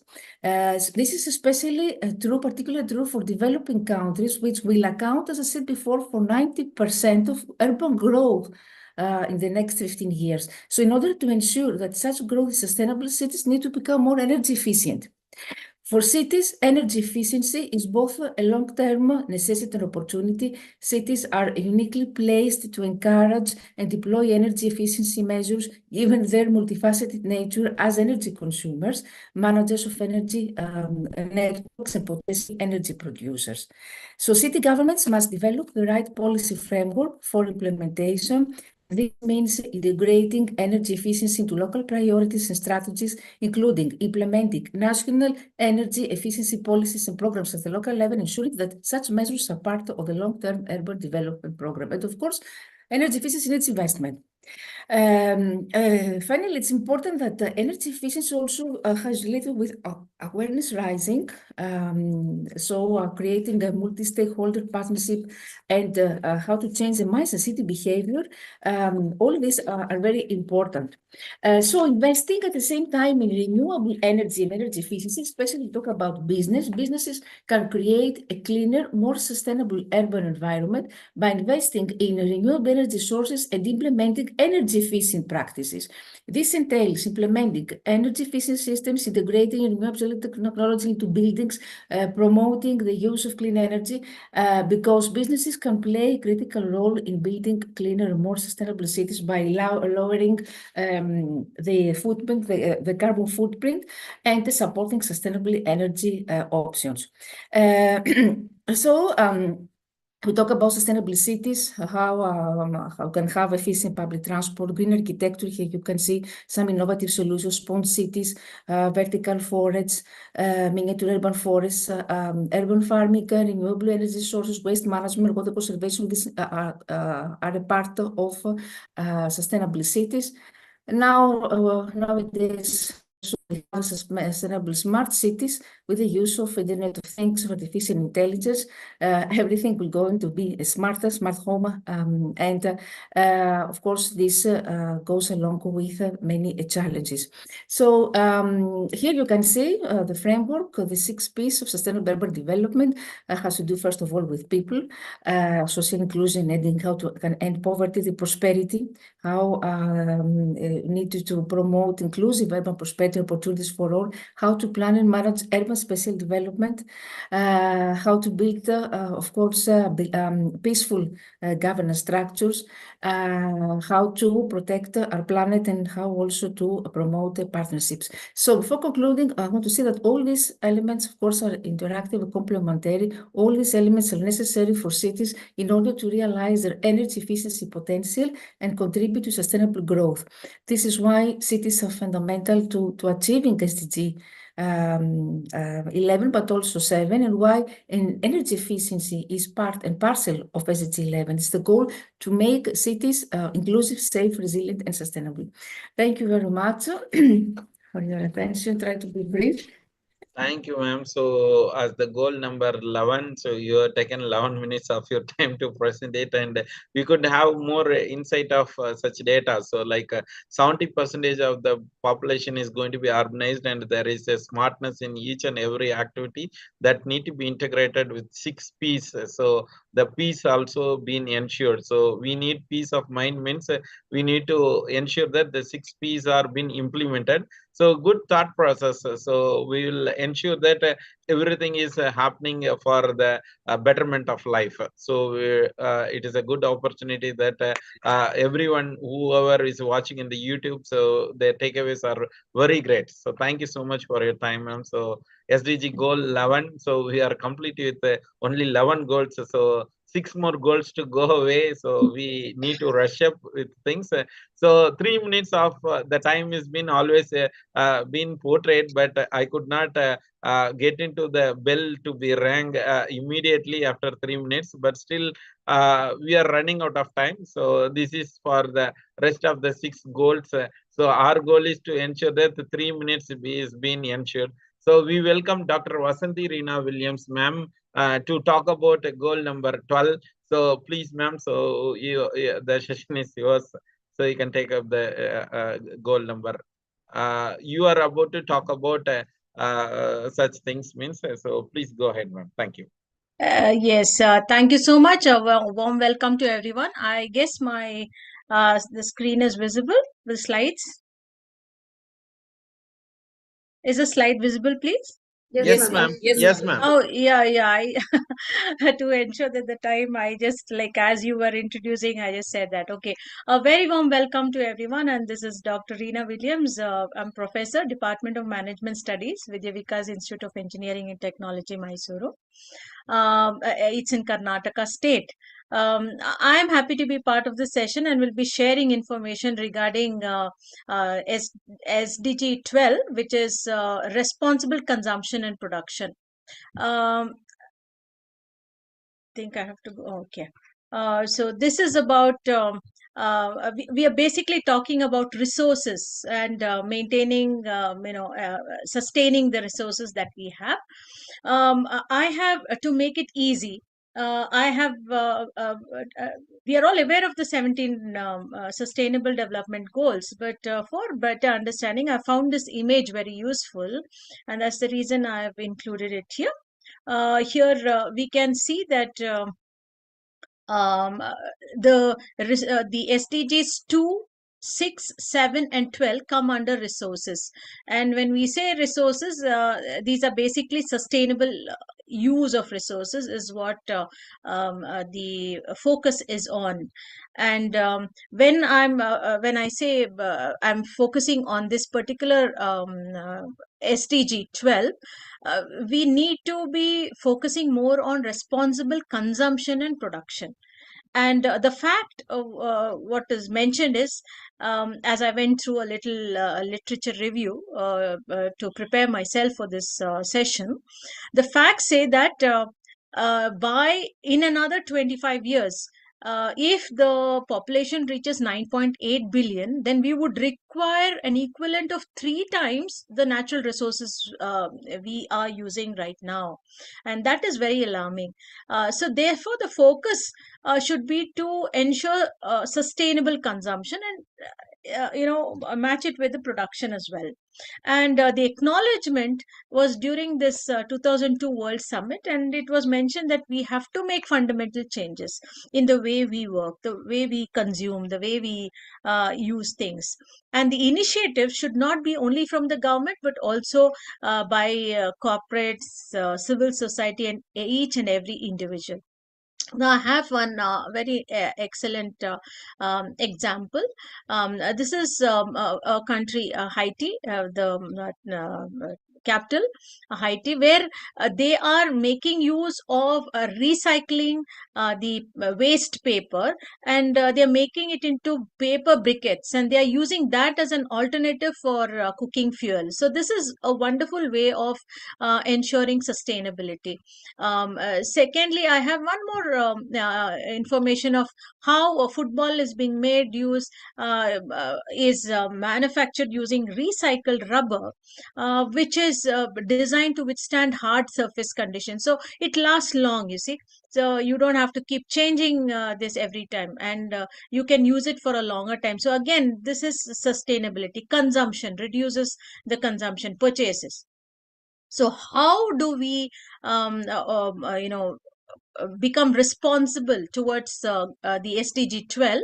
The first and foremost is the role of the consumers, you, me, and everyone else. What we need to do is we need to be making informed choice before making a purchase. Now, there's another, I have been sharing a lot of, in all my slides, the sources from where I have derived all this. So here, the facts say that US and Canada, with the population of 5.2%, now world population, part of that is just 5.2%, but they are responsible for 31.5% of the consumption. Whereas South Asia, which has 22.4% of the population, is responsible for only 2% of consumption. But then there's another part which we have to look into. That is, in 2005, it was mentioned that China used 26% of the world's steel, 32% of rice, and 47% of cement. So what they're trying to say is China, though the per capita resource consumption is less, but when looking at the large population, China and India is going to be one of the top superpowers of consumption, which is, when we are already aware of that, we have to find ways of reducing it, is what it means. I also went into check about the country's individual national progress towards implementing all these policies. And I just, since I was focusing on SDG 12, I looked into India. So when you look into our country, we see that the national draft was made for the sustainable efficiency plan in 2019, and it was implemented in 2022. And when we look at the relevance of SDG 12 over the other SDGs, we see only 20% relevance, which means that India has to put in a lot of efforts, lots and lots of efforts towards achieving this targets. We need to make targets. And so coming to the global goals, the targets, I'm not, these are 11 targets given for SDG 12. So what they're trying to say is we need to implement a 10-year, something like a target, a 10-year sustainable consumption production framework, so that we, lesser consumption, lesser production, they're looking into that perspective. And then sustainable management in the use of natural resources, reducing the global per capita food waste, then responsible management of chemicals and waste. See, here what happens is, if water is contaminated, if the air is contaminated, you need energy to purify that water, to purify the air. So when we are responsibly managing natural resources, we are also managing energy. and so on. I'm not going into the other points because it is self-evident of what we are trying to focus during this summit. And when you're looking at the relevance, I just added this in the end because I got some feedback from Dr. Balamurugan asking me, or I think the Dr. I don't get the name, sorry, saying that you have not added enough energy goals. So I was feeling a little hesitant. So this is the reason I added this. Now here, the target is by 2030, we need to achieve sustainable management, obviously for all the SDGs. And the indicator would be on material footprint per capita and material footprint per GDP. That is one. Secondly, identifying and ensuring food loss index and food waste index, reducing that, and ensuring we use a lot of renewable energy generation, because that will not lead to global warming that we are all facing. I am from Mysore. Mysore was never a place where we had to use air conditioners at all, but now we are using fans 24/7. The temperature is 39 degrees, which is not called for earlier. Because fossil fuels are they can get exhausted, but these sun and wind energy are not exhaustive. So I think we need to become responsible by focusing on the consumption. So if we reduce the consumption, focus on the consumption, obviously the purchase also reduces, and so on. It's a chain thing. So I end this my discussion, or my sharing of my knowledge with these words, which I received today morning incidentally. So they say it said there is no amount of money, oil, or gold that is worth more than having bees, trees, and clean water. And I felt that it was very much connecting to SDG 12, and hence I thought I'll share it with all of you. Thank you all so much for patient listening. Thank you so much. Yes, ma'am. So it was a greater insight, and the last slide, which gives the responsible consumption and production, means it is all about the energy needs. As you have given a practical example that Mysuru was no way, it was lesser than 20 degrees Celsius. Now 2 times it is around 40 degrees Celsius is an alarming thing that everyone need to take about a challenge, that the responsible consumption or the production need to be ensured with whatever thought process you have given on footwear or other things. Means the energy level is very much important, that we need to ensure it, that SDG goal number 7 need to be given to everyone. So that is very much important. Exactly. Thank you so much Exactly. thank you so much, ma'am. So like this as you have connected, this is going to be the next point of talk, climatic change, so which is responsible for our SDG goal number 7, which is very much connected. So Dennis sir, so we welcome you. So you can spare your time for 3 minutes, sir. So we are running out of time, and again I am just want to give justice to everyone. So thank you so much for your understanding. Please, sir. Thank you, sir. I guess my screen is visible to all. Your screen is visible, sir. Your audio line, it is very feeble. So if you can come nearer to your mic, that would be helpful. Okay, sure. So very good evening, everyone. First of all, let me thank you to all for joining here today. Thank you for giving me this opportunity. And this is the wonderful and energetic conference. And I also thank to Dr. J. Bala Murugan sir, Dr. Ramesh sir, and IGEN, and the entire team of ENERGATHON. So without wasting much time, I'm going to start my presentation, which is on the Sustainable Development Goal 13. It's Climate Action SDG. I'm Dennis Zangit, working as assistant professor, GIT Sudapur, Rajasthan. So first we need to understand the climate change. It is referred to the significantly large changes in the static distribution of weather patterns over the long periods of time. or basically we can say for climate actions, increasing in the frequency and intensity of extreme weather events such as heat waves, droughts, floods, and tropical cyclones. Also there, such waters and sanitation, education, energy, and transportation are also where need to focus. Then cause and contribution to the climate changes.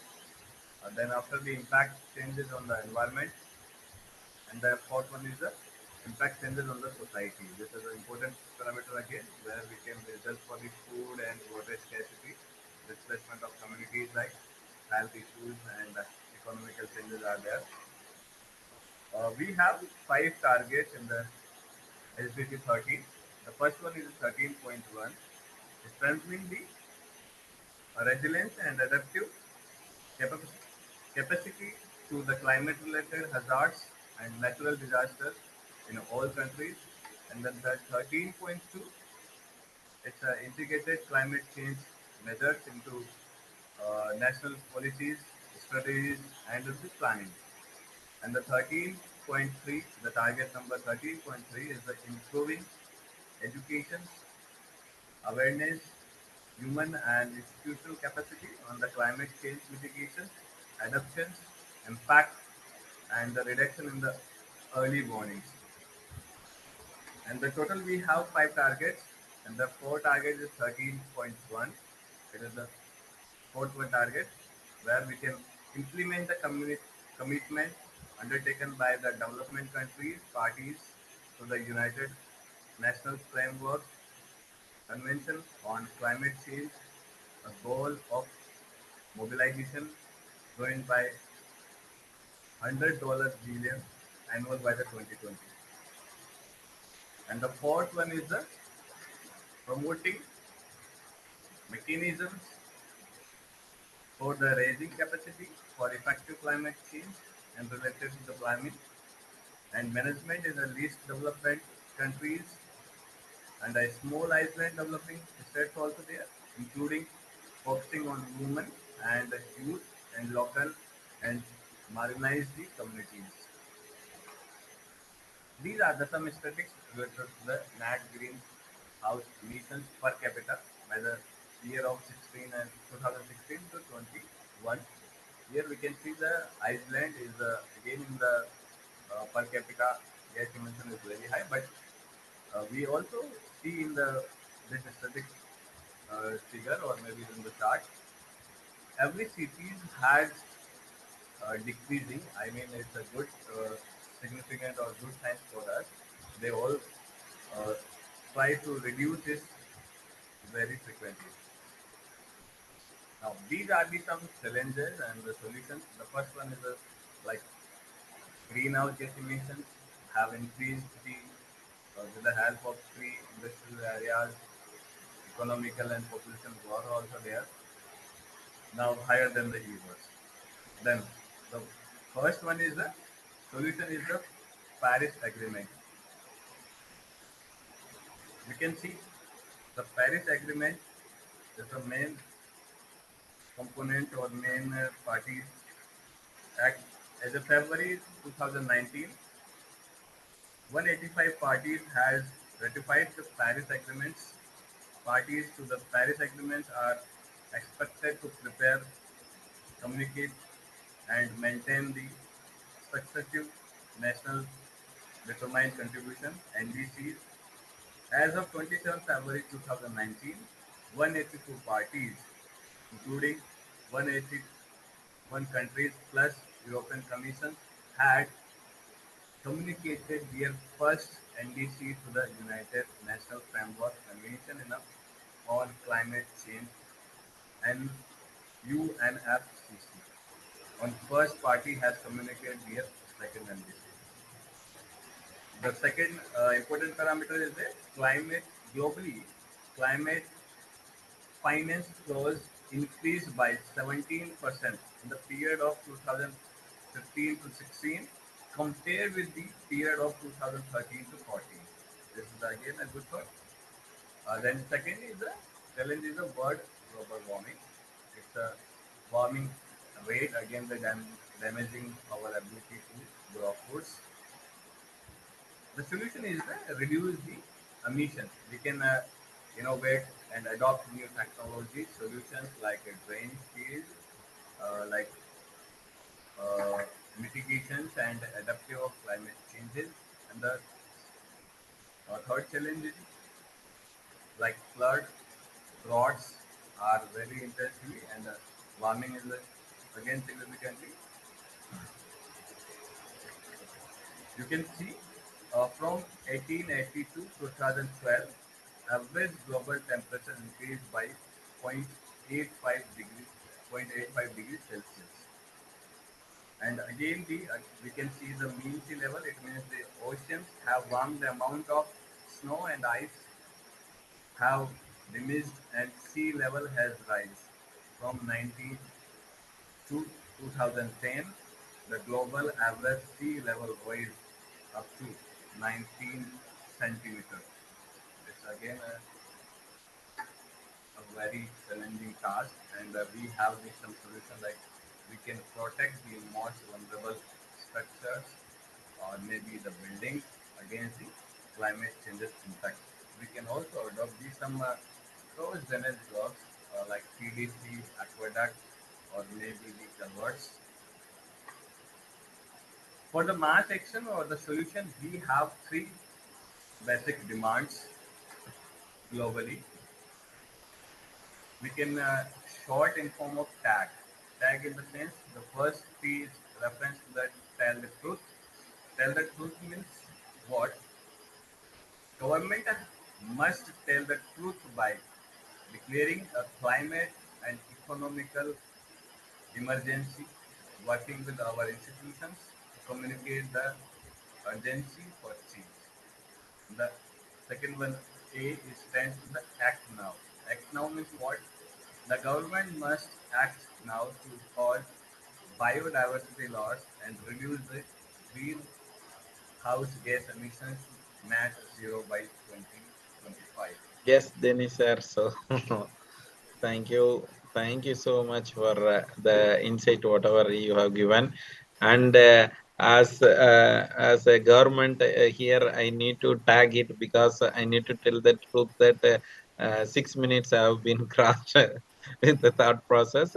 Yes, it was indeed a good presentation with all the statistics and a picturization of how the climatic changes after Paris Agreement has taken care, and the target which is to be achieved by each and every country which has promised to take care of these climatic actions. So all such things should be put up in papers, not in papers, but the government need to ensure it. Means we should enable it, and we need to policy makers need to think about it. So it's a good thought process. Thank you so much for presenting it in a very good manner. So thank you, Dennis sir. So we'll follow it. So climatic actions should be on actions, surely. So after getting all such things, so the last part of the program, so we would have 14 to 17 to be rushed up with our organizer of the program. So Dr. R. Sahira ma'am to present her thought process on this life below water. So we are beneath the water only because we are running out of time. So you can give us some oxygen behind it, ma'am. So thank you. So the session is yours. Please, ma'am. Is my slides visible, sir? Yes, And ma'am. my voice is audible? Yes, ma'am. Perfect. Very good evening, and it's now good night to say. So I'm Dr. R. Zahira, working as Associate Professor in the Department of Electrical and Electronic Engineering in BS Abdur Rahman Crescent Institute of Science and Technology. And I'm associated with this IGEN for past 2 years. I'm an organizer for ENERGATHON 2023, and I'm now at present acting as a head for IGEN Energy 99 Challenge. So today I'm here to present my topic on SDG 14, Life Below Water. So we can see that in our globe, that is in earth, we are having 70% of water. So in India itself, 35% of population living within 100 kilometers in the coastline areas. So this will be a major issue. So we are having the climate change, and every sea level is rising 1.3 mm per year. So if we take the census, Indian coastal during last 40 to 50 years, we are having a climatic changes and we are having an increase of water. So it will affect the human beings which they are living around the coastal lines. So there are few protection what we have to make to protect the life below water. So we are having a land as well as the fishes and all the living beings are underwater also, so we have to protect their life also. So there are few methods to protect them. First one is to mangroves and coral freeze protection, coastal erosion protection, sustainable fishery management, reduce marine pollution, sustainable tourism, and eco-friendly shipping. So due to shortage of time, I cannot go for all the things. So there are few challenges and few solutions what we have to carry from our side. The first challenge is over 3 million people are depending on the marine coastal biodiversities. So to protect there, we have to maintain our discipline. That is, we should not throw plastics and all the drainage waters and all the acidic things in the sea and rivers, and we should not pollute that, so that the living being inside the water should also have their own life. And then second one, 40% of world ocean suffer from overfishing, poor fishing practices and poor waste managements. So we have to maintain the regulation to maintain all this overfishing, and we have to set the guidelines to make this a perfect fishing. And then the last one is coral reefs. So this we are having a development of industries. So we are having the increased development of industries, but all the wastages from each and every industries, even from power industries, we are having a nuclear power plant and also we are having a hydrothermal power plants. So we are using the seawater as a recycling, and all the wastages and heat waters are going towards the sea, and we are affecting all the organism and living beings inside the sea and ocean. So these are the 14 targets. So in this 14 uh, sustainability goal 14, we are having targets in which few have not achieved till now. If we try to achieve this, then we can improve the oceanic life. And then few in orange color, which indicates that we are in the partial progress. That is, by 2030 we can able to reach this partial progress to make it as a successful climate change. And by 2030 we are expecting to achieve all this targets for SDG 14, so that we can have a peaceful life for the organism which is inside the oceans also. So as I said, all the earth and also the human being are filled with water. That is 70% of the earth is of water, and also the human being, as we are having a water percentage of 60 to 70% in our body. So it makes that water is very much essential for our life. So in the form of lakes, ponds, rivers, streams, oceans, and also groundwater, earth is motivated, earth is surrounded with waters. So we should not pollute each and everything. We have to protect each and everything. So this pollution is caused due to the municipal sewage, which the human being are polluting it, and then oil spills from industries, plastic pollution, and mining activities. So among this major thing, the wastage is going from the industrial wastage. That is, we are having a huge pollution from chemical industries, heavy metals and toxic substances are directly contaminating the water. So we are having the industrial cycle that the water is going to evaporate, condensation is going to happen in the cloud, and then again we are getting back as a rain from the clouds. So this is a cycle going on. If we pollute our planet, then again we will be getting the polluted water as a rain. So we will be getting acid rain. So in the news we are getting news is that we are getting acid rains. It is defect of us. We are polluting the water, the evaporation is going, and again we getting back the polluted water from the clouds. So these are the few effects which is polluting. So organism in the ocean are losing their lives, and the water what we are drinking from that, we are having the affected water and we are getting some diseases. So these are the SDG goals which are connected to the water pollution. So first goal is it is the clean water. So contamination of drinking water is connected to the goal 6, and then loss of biodiversity, it is connected to goals 15. And then economic impact. Economic impact is if we are having the rise of industrial growth, but this rise of industrial growth will again give the contamination of water through their chemical outages and toxic substances. So it will again decrease the impact in the seas. So it is related to SDG 8, and then all this will create a acidic rain. So it is affecting our climate, and also the melting of ices due to the heavy temperature, high temperature of 1.5 degrees Celsius every year increase of temperature. So it is affecting our climate. So it is directly affecting the SDG 13. And then last is chemical pollution, which is affecting our health. So which is discussed by the speakers at present at previous sessions, and also under upcoming session they are going to present on SDG 15 also. So these are the main goals which is affecting the underwater, that is goal 14, which is affected by few SDGs. So first of all, we see that climatic action, goal 13, we are getting a rain from acidic rain, and also we are having a industrial development from 11, and responsibility of infrastructures. So all this are polluting the rivers, ponds and lakes, and we are going to zero hunger since we are having a groundwater itself, it is contaminated. So the crops going from the ground, it is polluted, and then we are having a zero hunger. And then SDG 12, we are having affected by this SDG 14. So all these are interlinked. If we correct all the SDG 17 SDGs, if we correct, then only we can have a peaceful life in this year. So these are the few interlinkage. As I said, SDG 14 is creating problem from 3, 6, 8, 13 and 11. All these SDGs are again connected to SDG 7, which is related to clean action. So what we are going here in this energy-thon, we are talking about energy, production and all. So everything is interlinked. Only if we correct each and every, as a human being, we have to be responsible to not to throw the plastics in the seas, and also we have to make a proper outages from the industrial, and we should not make a chemical outages, and we should not have a sewage connection directly connected to sea. We have to make some alternative. So these are the few researchers I have taken from the internet, that we can produce renewable energy instead of having a land. So we can see nowadays that we are having a windmills, solars, everything are occupying the land space. So and the human beings are having less space to live.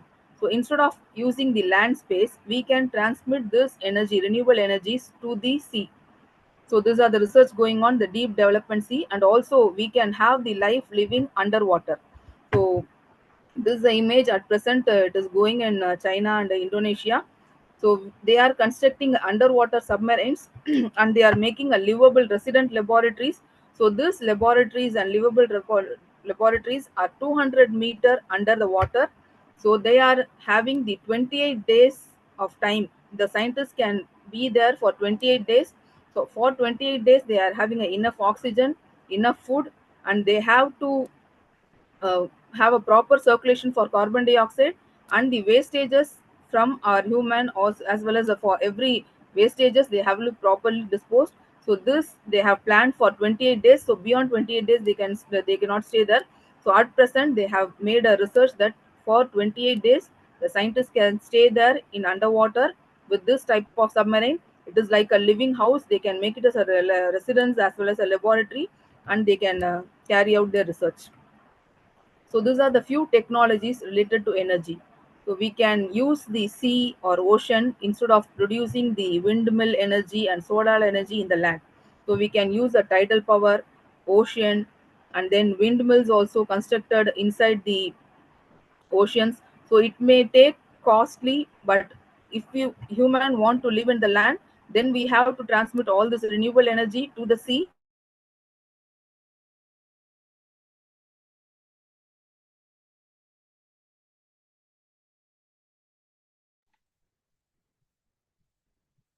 Yes, ma'am. So thank you so much for your insights. So whatever things that is we are discharging into the water, so that would be connected to the sea, and the sea is going to be in an alarming level, which is again going to downpour as a acid rain. So that's the thought process you are given. So which is a very alarming thing. We need to think about it, and we also have an opportunity to live beneath the water. So energy should be generated to generate power inside the water. So that's the thought process you have given. Very great insight of such things. I thought that you would be completing before 3 minutes as the slides were going on, but again it was 6 minutes of the time which is taken up. But we have another 3 goals left out. So I believe that they would do justice to the slide. So we have Dr. B, Dhananjaya ma'am, so who would be talking about life on land. So this is a good thought process. Ma'am, so Dr. B. Dhananjaya ma'am, so you can present your slides. Thank you, ma'am. Yes, sir. Good evening, sir. Is my screen is visible? Am I audible, sir? Yes, ma'am. You are Yes, audible ma'am. and your Yes, screen ma'am. is. You are audible. Yeah. Thank you. Greetings to all. I'm here to address on the SDG 15, Life on Land. To concentrate more on the targets of SDG, SDG 15. I'm here to focus on the target SDG 15.3 on land degradation and energy conservations. Today, I narrow down my views on energy consumptions and conservations, which indirectly protects our Mother Earth. Concentrating on the renewable energy sources rather than non-renewable energy resources, which is major reasons for greenhouse emission gases and global warming. And non-renewable energy systems present for greater environmental risk than in renewable energy ones. Though there are many alternate energy resources for our consumptions, being agricultural dependent and population rich nation, so we can go for a biomass energy, and biofuels can be keenly practiced in our nations. Today we are more focused on the waste to energy.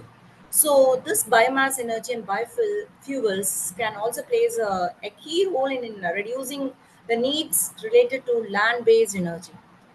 So coming to the bioenergy systems, which can improve soil conditions and contribute to land rehabilitations through the applications of byproducts such as fertilizers from biogas, biochar from biomass, pyrolysis.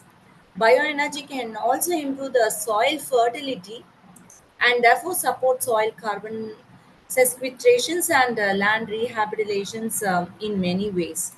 The use of byproducts of bioenergy, such as biofertilizers from biogas and biochar, and also biomass gasifications, can be encouraged in all the zones of the nation.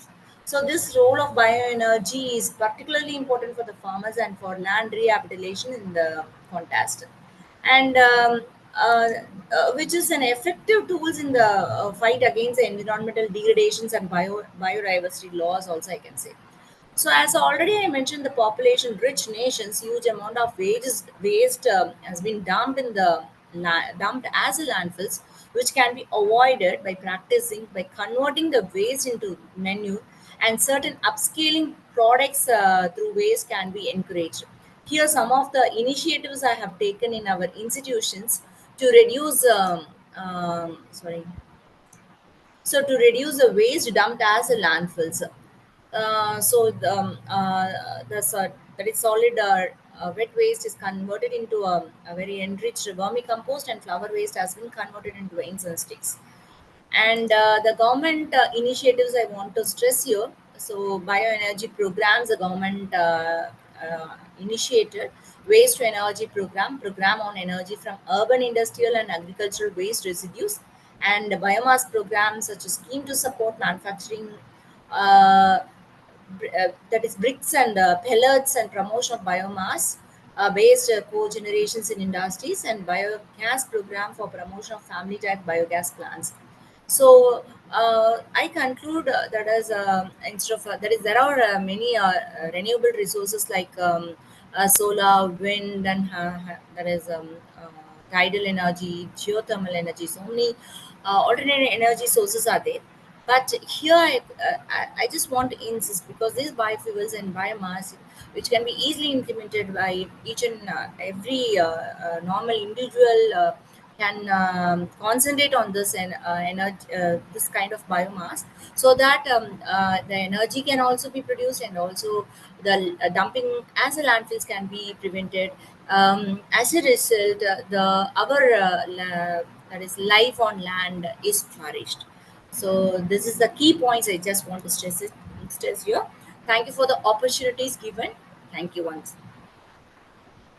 Very great, ma'am. So you are within the time and you are precise on your topic that energy was connected to the your goal. So it is about the sustainability, which is very much important. That the landfill, which is very hazardous to the people, and we can generate power by driving it to pelletization and the briquetization. That was the fantastic idea that need to be ensured. The biofuel, which is a $1 trillion economy for Tamil Nadu, that has been planned, and biofuel board has also been instigated. The Satat scheme and Samrat scheme are such schemes which has been pioneer in bringing the solid municipal waste as well as the liquid waste, which can generate power to the country, which can reduce dollars to the country. So it was a greater session that you have thrown light on biofuels and the alternate energy fuels, because solar and wind power has been talk of the town, and we could see that the biofuel would be ensuring the power to everyone. So thank you so much for your enlightenment. So really, it was a thought provoking, as well as the 3 minutes of time was judicially utilized. And I hope all the other two speakers also would do the same justice. Lakshmi ma'am is waiting for it, and I welcome you, ma'am. So please go ahead and give peace of mind to everyone. That peace and justice would be always there. So thank you. Please welcome, ma'am. So please be there. Thank you, sir. Can you hear me? Yes, ma'am. Yes, sir. First of all, I thank the IGEN group for considering us for the pre-conference as a speaker. And also, I thank Ramesh sir for giving me an opportunity. I am Dr. D. Lakshmi, Professor and Director, Center for Research, Amit University, and also heading IGEN NCF Club and acting as organizing head in IGEN ENERGATHON 2024. My goal is SDG 16, Peace, Justice, Strong and Strong Institution.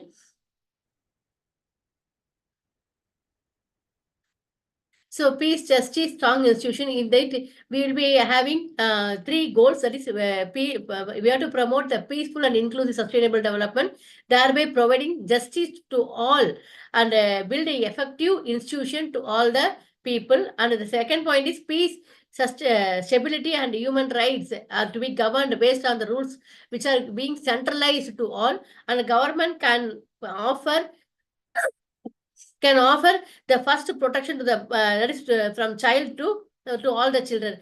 So these are the goals. 12 goals, 12 targets under this 16th SDG. The first point is we have to reduce violence everywhere, and we have to protect our children from abuse, exploitation, and violations. We have to promote the rule of law and ensure the equal access to all the access to the justice, and combat organized and crime, alleviate the financial and arms flows, and sustainably reducing the corruption and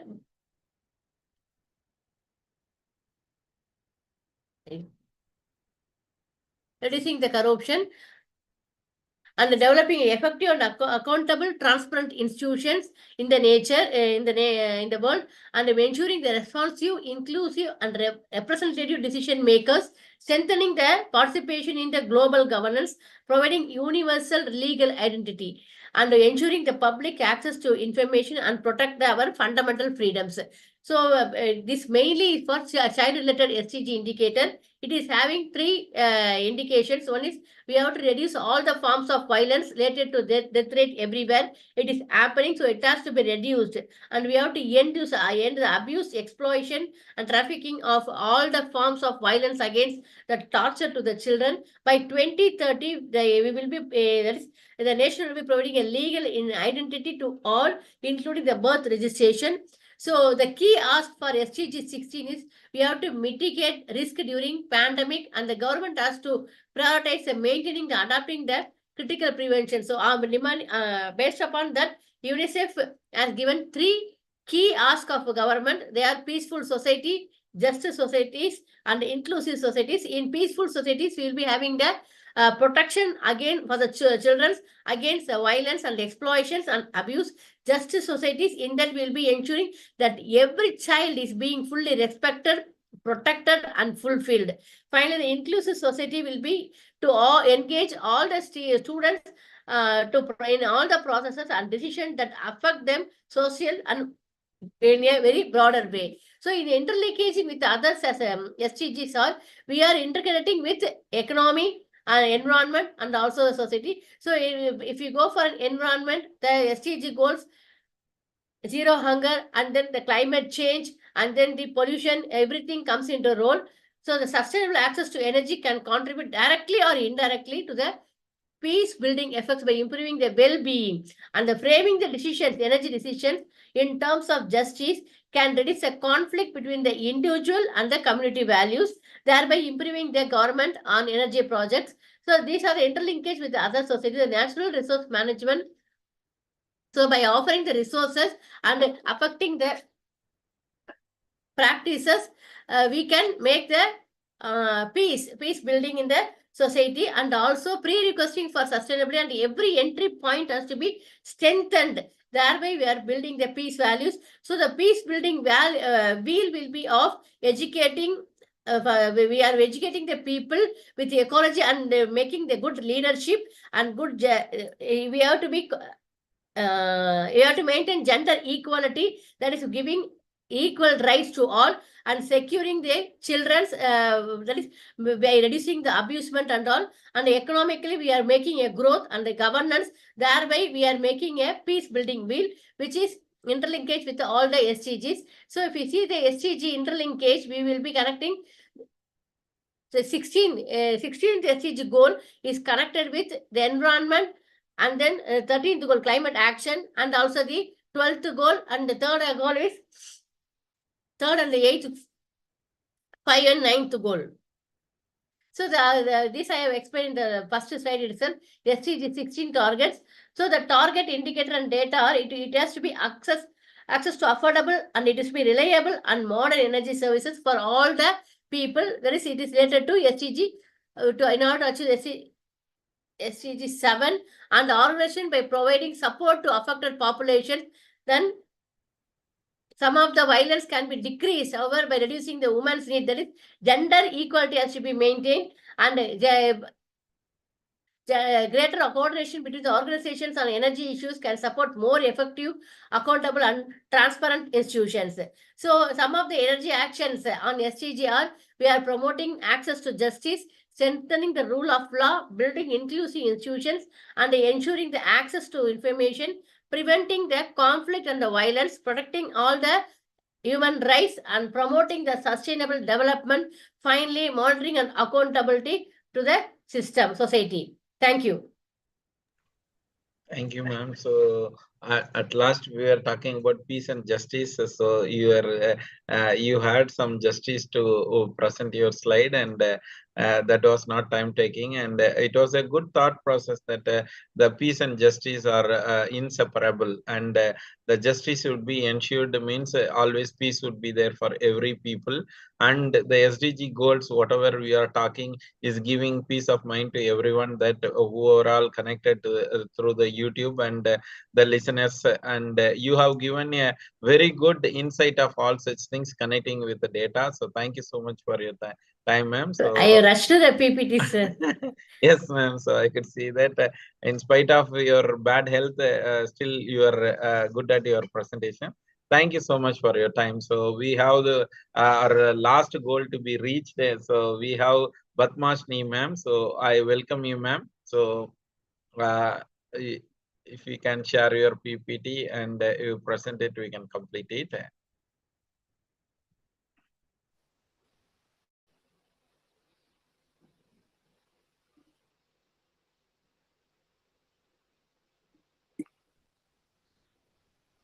Good evening, sir. Good evening, ma'am. It's audible, please, ma'am.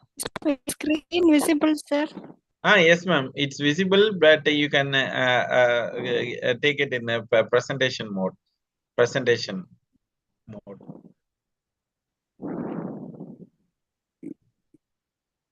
Okay, sir. Sir, good evening, one and all present here. So this is working as assistant professor in the Department of Electrical and Electronics Engineering, Amar deemed to be University, Chennai. So now here I am going to present the SDG 17th goal, that is a partnership for the goals. So previously, the last 2 hours, we saw all the SDG 16 goals. So how these goals are achieved, the 16 goals. So that is explained in the 17th goal. So how all the goals are achieved means through the 17th goal, that is a very, very important goal, and it is connected with all the SDG goals. So what is that SDG 17 goal means? The partnership. So through partnership and teamwork, only we can achieve all the 16 goals. So likewise in all the SDG goals, here also we are having the target as well as the measurable quantity, that is the indicator. In the SDG 17 goal, we are having 19 targets, and that 19 targets can be categorized into 5 specific types. Through finance, technology, capacity building, trade, and systemic issues. And the systemic issues can be classified into policy and institutional coherence, multi-stakeholder partnerships, data monitoring and accountability, and how the progress of this SDG 17th goal can be achieved by with the help of the indicator. So here in this SDG 17th goal, we are having 25 indicators. So through this 25 indicators only, we are measuring the progress. So it is very difficult to achieve the 17th goal. So when all the 16th goal is achieved, after that only the 17th goal can be achieved. So the how the 16 goals can be achieved means through the partnership that is insisted in this SDG 17th goal. So how it can, the key aspects of the SDG 17 goal is strengthening the global partnership, then the capacity building, finance, technology transfer, data monitoring and accountability, policy coherence, trade, then capacity building support. So through this only the SDG 17 goals can be, the 16 goals can be achieved. So this is the slide, the relation between all the SDG 16 goals with this SDG 17. So SDG 1 means no poverty. So that is through partnership and cooperation only we can achieve the SDG 1, which is related with the SDG, so that we can achieve the 17th goal. Then zero hunger, that is SDG 2. So that is also the collaboration. So in SDG 17, all the goals, all the other 16 goals are achieved only through partnership as well as the collaboration. Then good health and well-being. So that is also the strengthening the health systems. Then SDG for quality education. So that can be achieved with the help of capacity building. That is the SDG 17 goal. Then gender equality, that is the 5th SDG goal. Then clean water and sanitation. So that is also through the partnership only. Then affordable and clean energy, decent work and economic growth, industry innovation and infrastructure. Then reduced inequality, sustainable cities and communities, responsible consumption and production, climate action, life below water, life on land. The last 16th goal is peace, justice, strong institutions.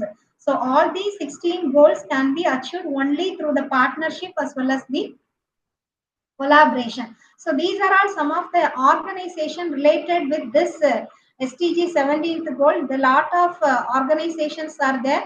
This is the progress of SDG 17. Still we are lagging. So our target is by 2030, we have to achieve all the goals. Once all the goals are achieved, we can tell the SDG 17 goal can be achieved. So these are all the challenges. Why there is a lagging in achieving the target means due to the trade wars, the bellicose rhetoric and the deliberate erosion of international institutions, then coronavirus crisis, wide-ranging and explicit targets aimed at governments and civil society. So because of these challenges only, we are lagging in achieving the target. So we have to work a lot to achieve the target by 2030. So achieving the SDG 17 is crucial because without strong partnerships and cooperation among countries and stakeholders, it will be very challenging to address the complex interconnected challenges that the world faces. So once all the goals are achieved, the SDG 17 goal can be achieved. Thank you, sir. Thank you so much, ma'am. So, after getting all such insight, it is the partnership that we need to do. So, we have a very good partnership with all the fellow members, and we could see that all the 16 goals have been emphasized by every individuals are staying back to have a partnership, and the YouTubers also waiting for all the queries to be answered. So, it is a good thought process for everyone to have an insight of each and every goal discussed with the pivotal point of energy. Our energy level was very high that everyone was good enough to talk about more than 3 minutes. So that was the energy level for every individual. So Bala, the Praveen PPT little just 30 seconds we will share that so that the complete goal will be completed. Yes, sir. So okay, Dhanush, you can share that. I think that is 10, Yes, sir. 10. Who is having Bharat or Dhanush? Sir? Who is having the PPT? STG 10 PPT? Praveen, sir. Praveen PPT. Praveen Tomor.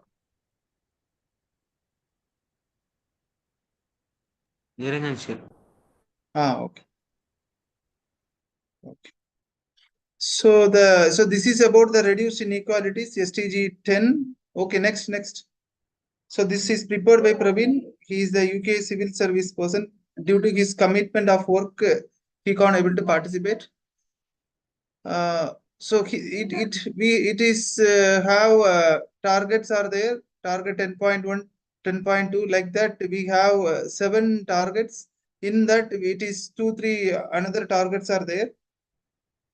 Reduced inequality within among the countries is made up of 10 targets and 11 indicators. So this inequality has to be reduced. When we talk about the inequality, there is a different type of inequalities are there. So the word inequality states that different country, different type of the inequalities are there. We can able to tell around 50 to 60 different type of inequalities. So in all angle, we need to work together. Next. So this is the indicators of inequalities, how this GDP growth, how the world map indicators, how the tariff lines, how it is reporting. Next. So this 10 and how the food security, peace, environment, finance, poverty is interlinked like that. Next.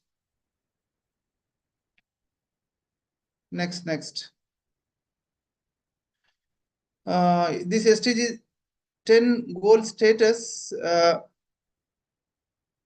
15% of targets, halfway of 2030.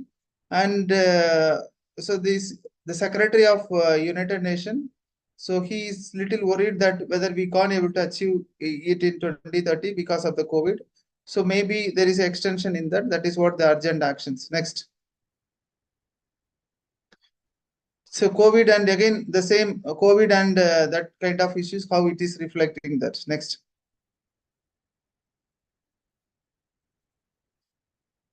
Why? Because it is very much matter that SDG 10 we need to take care very seriously in all the actions related to climate change, related to natural disorder like that. Next.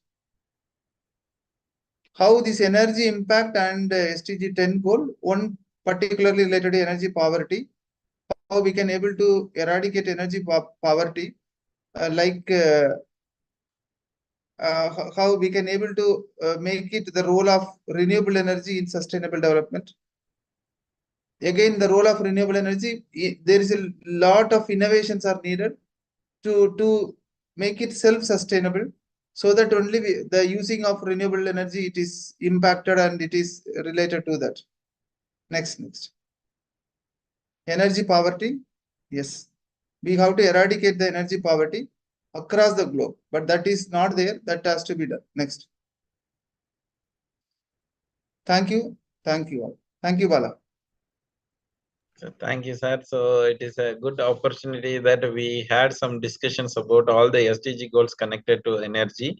So to summarize the point, I can take only 1 minute of the time, because already we are running out of time and we need to close it. So the individuality is something like every goal has its own value, but the energy is very much important, that any individual who want to take energy. So as we have when getting the power supply, we would be asking for power supply through the electricity board. When we ask 1 kilowatt of energy for our consumption, we think that 1 kilowatt would be enough and we would be utilizing. After enjoying the benefit, we don't have the equal responsibility to ensure that if a new AC or new fan or new mixie grinder has been purchased, we don't have ability or capability to educate ourselves, that we need to intimate to the government that we have added some load. So that means to say the load is being added to the grid, and the grid in turn need to generate more power. It is in turn, it is going to burdenize the entire country as well as the continent as well as the resources. It is the backdrop of each and everything. That is the goal that we need to set up. So that means to say every individual need to have power to be energized, means we have 1 kilowatt of power expanded to 3 kilowatt, means we need to reduce and we need to have a pattern for energy conservation. Whatever we have enjoyed, we need to give back to the society. Leaving behind something means we need to ensure that energy conservation is being applied, and the efficiency improvement of within 1 kilowatt, how we could enjoy all this energy need to be ensured. So all these innovations and sustainable cities would be giving and throwing light on such area, means we need to empower ourselves with the technology. So all these goals ensure that the technology as well as the development, it is all due to partnership. When the other part of the world has some technology, we need to ensure that the technology is passed on to the society, so that the resources are not destroyed, so that we need not wander around to get our lifestyle to be living in water or beneath the water. So water is an alarming level. As per Paris Agreement, we need to have a decarbonization methodology. IGEN would ensure that all these goals are being achieved through all the people connectivity. So we are here to throw light on such areas. This pre-conference have given an opportunity to connect with the people. Those people who are connected through YouTube as well as connected through other modes, we wholeheartedly thank them for connecting with us, and we would ensure that it is completed within the time next time. So because the data were very informative, and we don't want to curtail it, and we thought that this information would be a good objective in connecting people. So thank you so much for your patience and time. Krishna, the backstage team, any questions asked by the participants, Krishna, in the chat box? Backstage team? Yeah, sir. Just a minute, sir. Yes. Davies and all teams, those who connected here, and any questions is there, we will address. Otherwise, we can close it.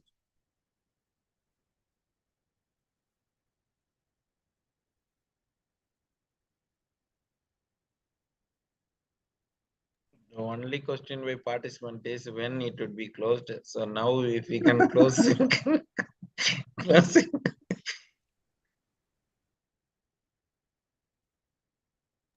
Sir, there is no questions, sir. Okay, right. Okay, thank you, Dr. Balmurugan sir, for wonderful session of moderation.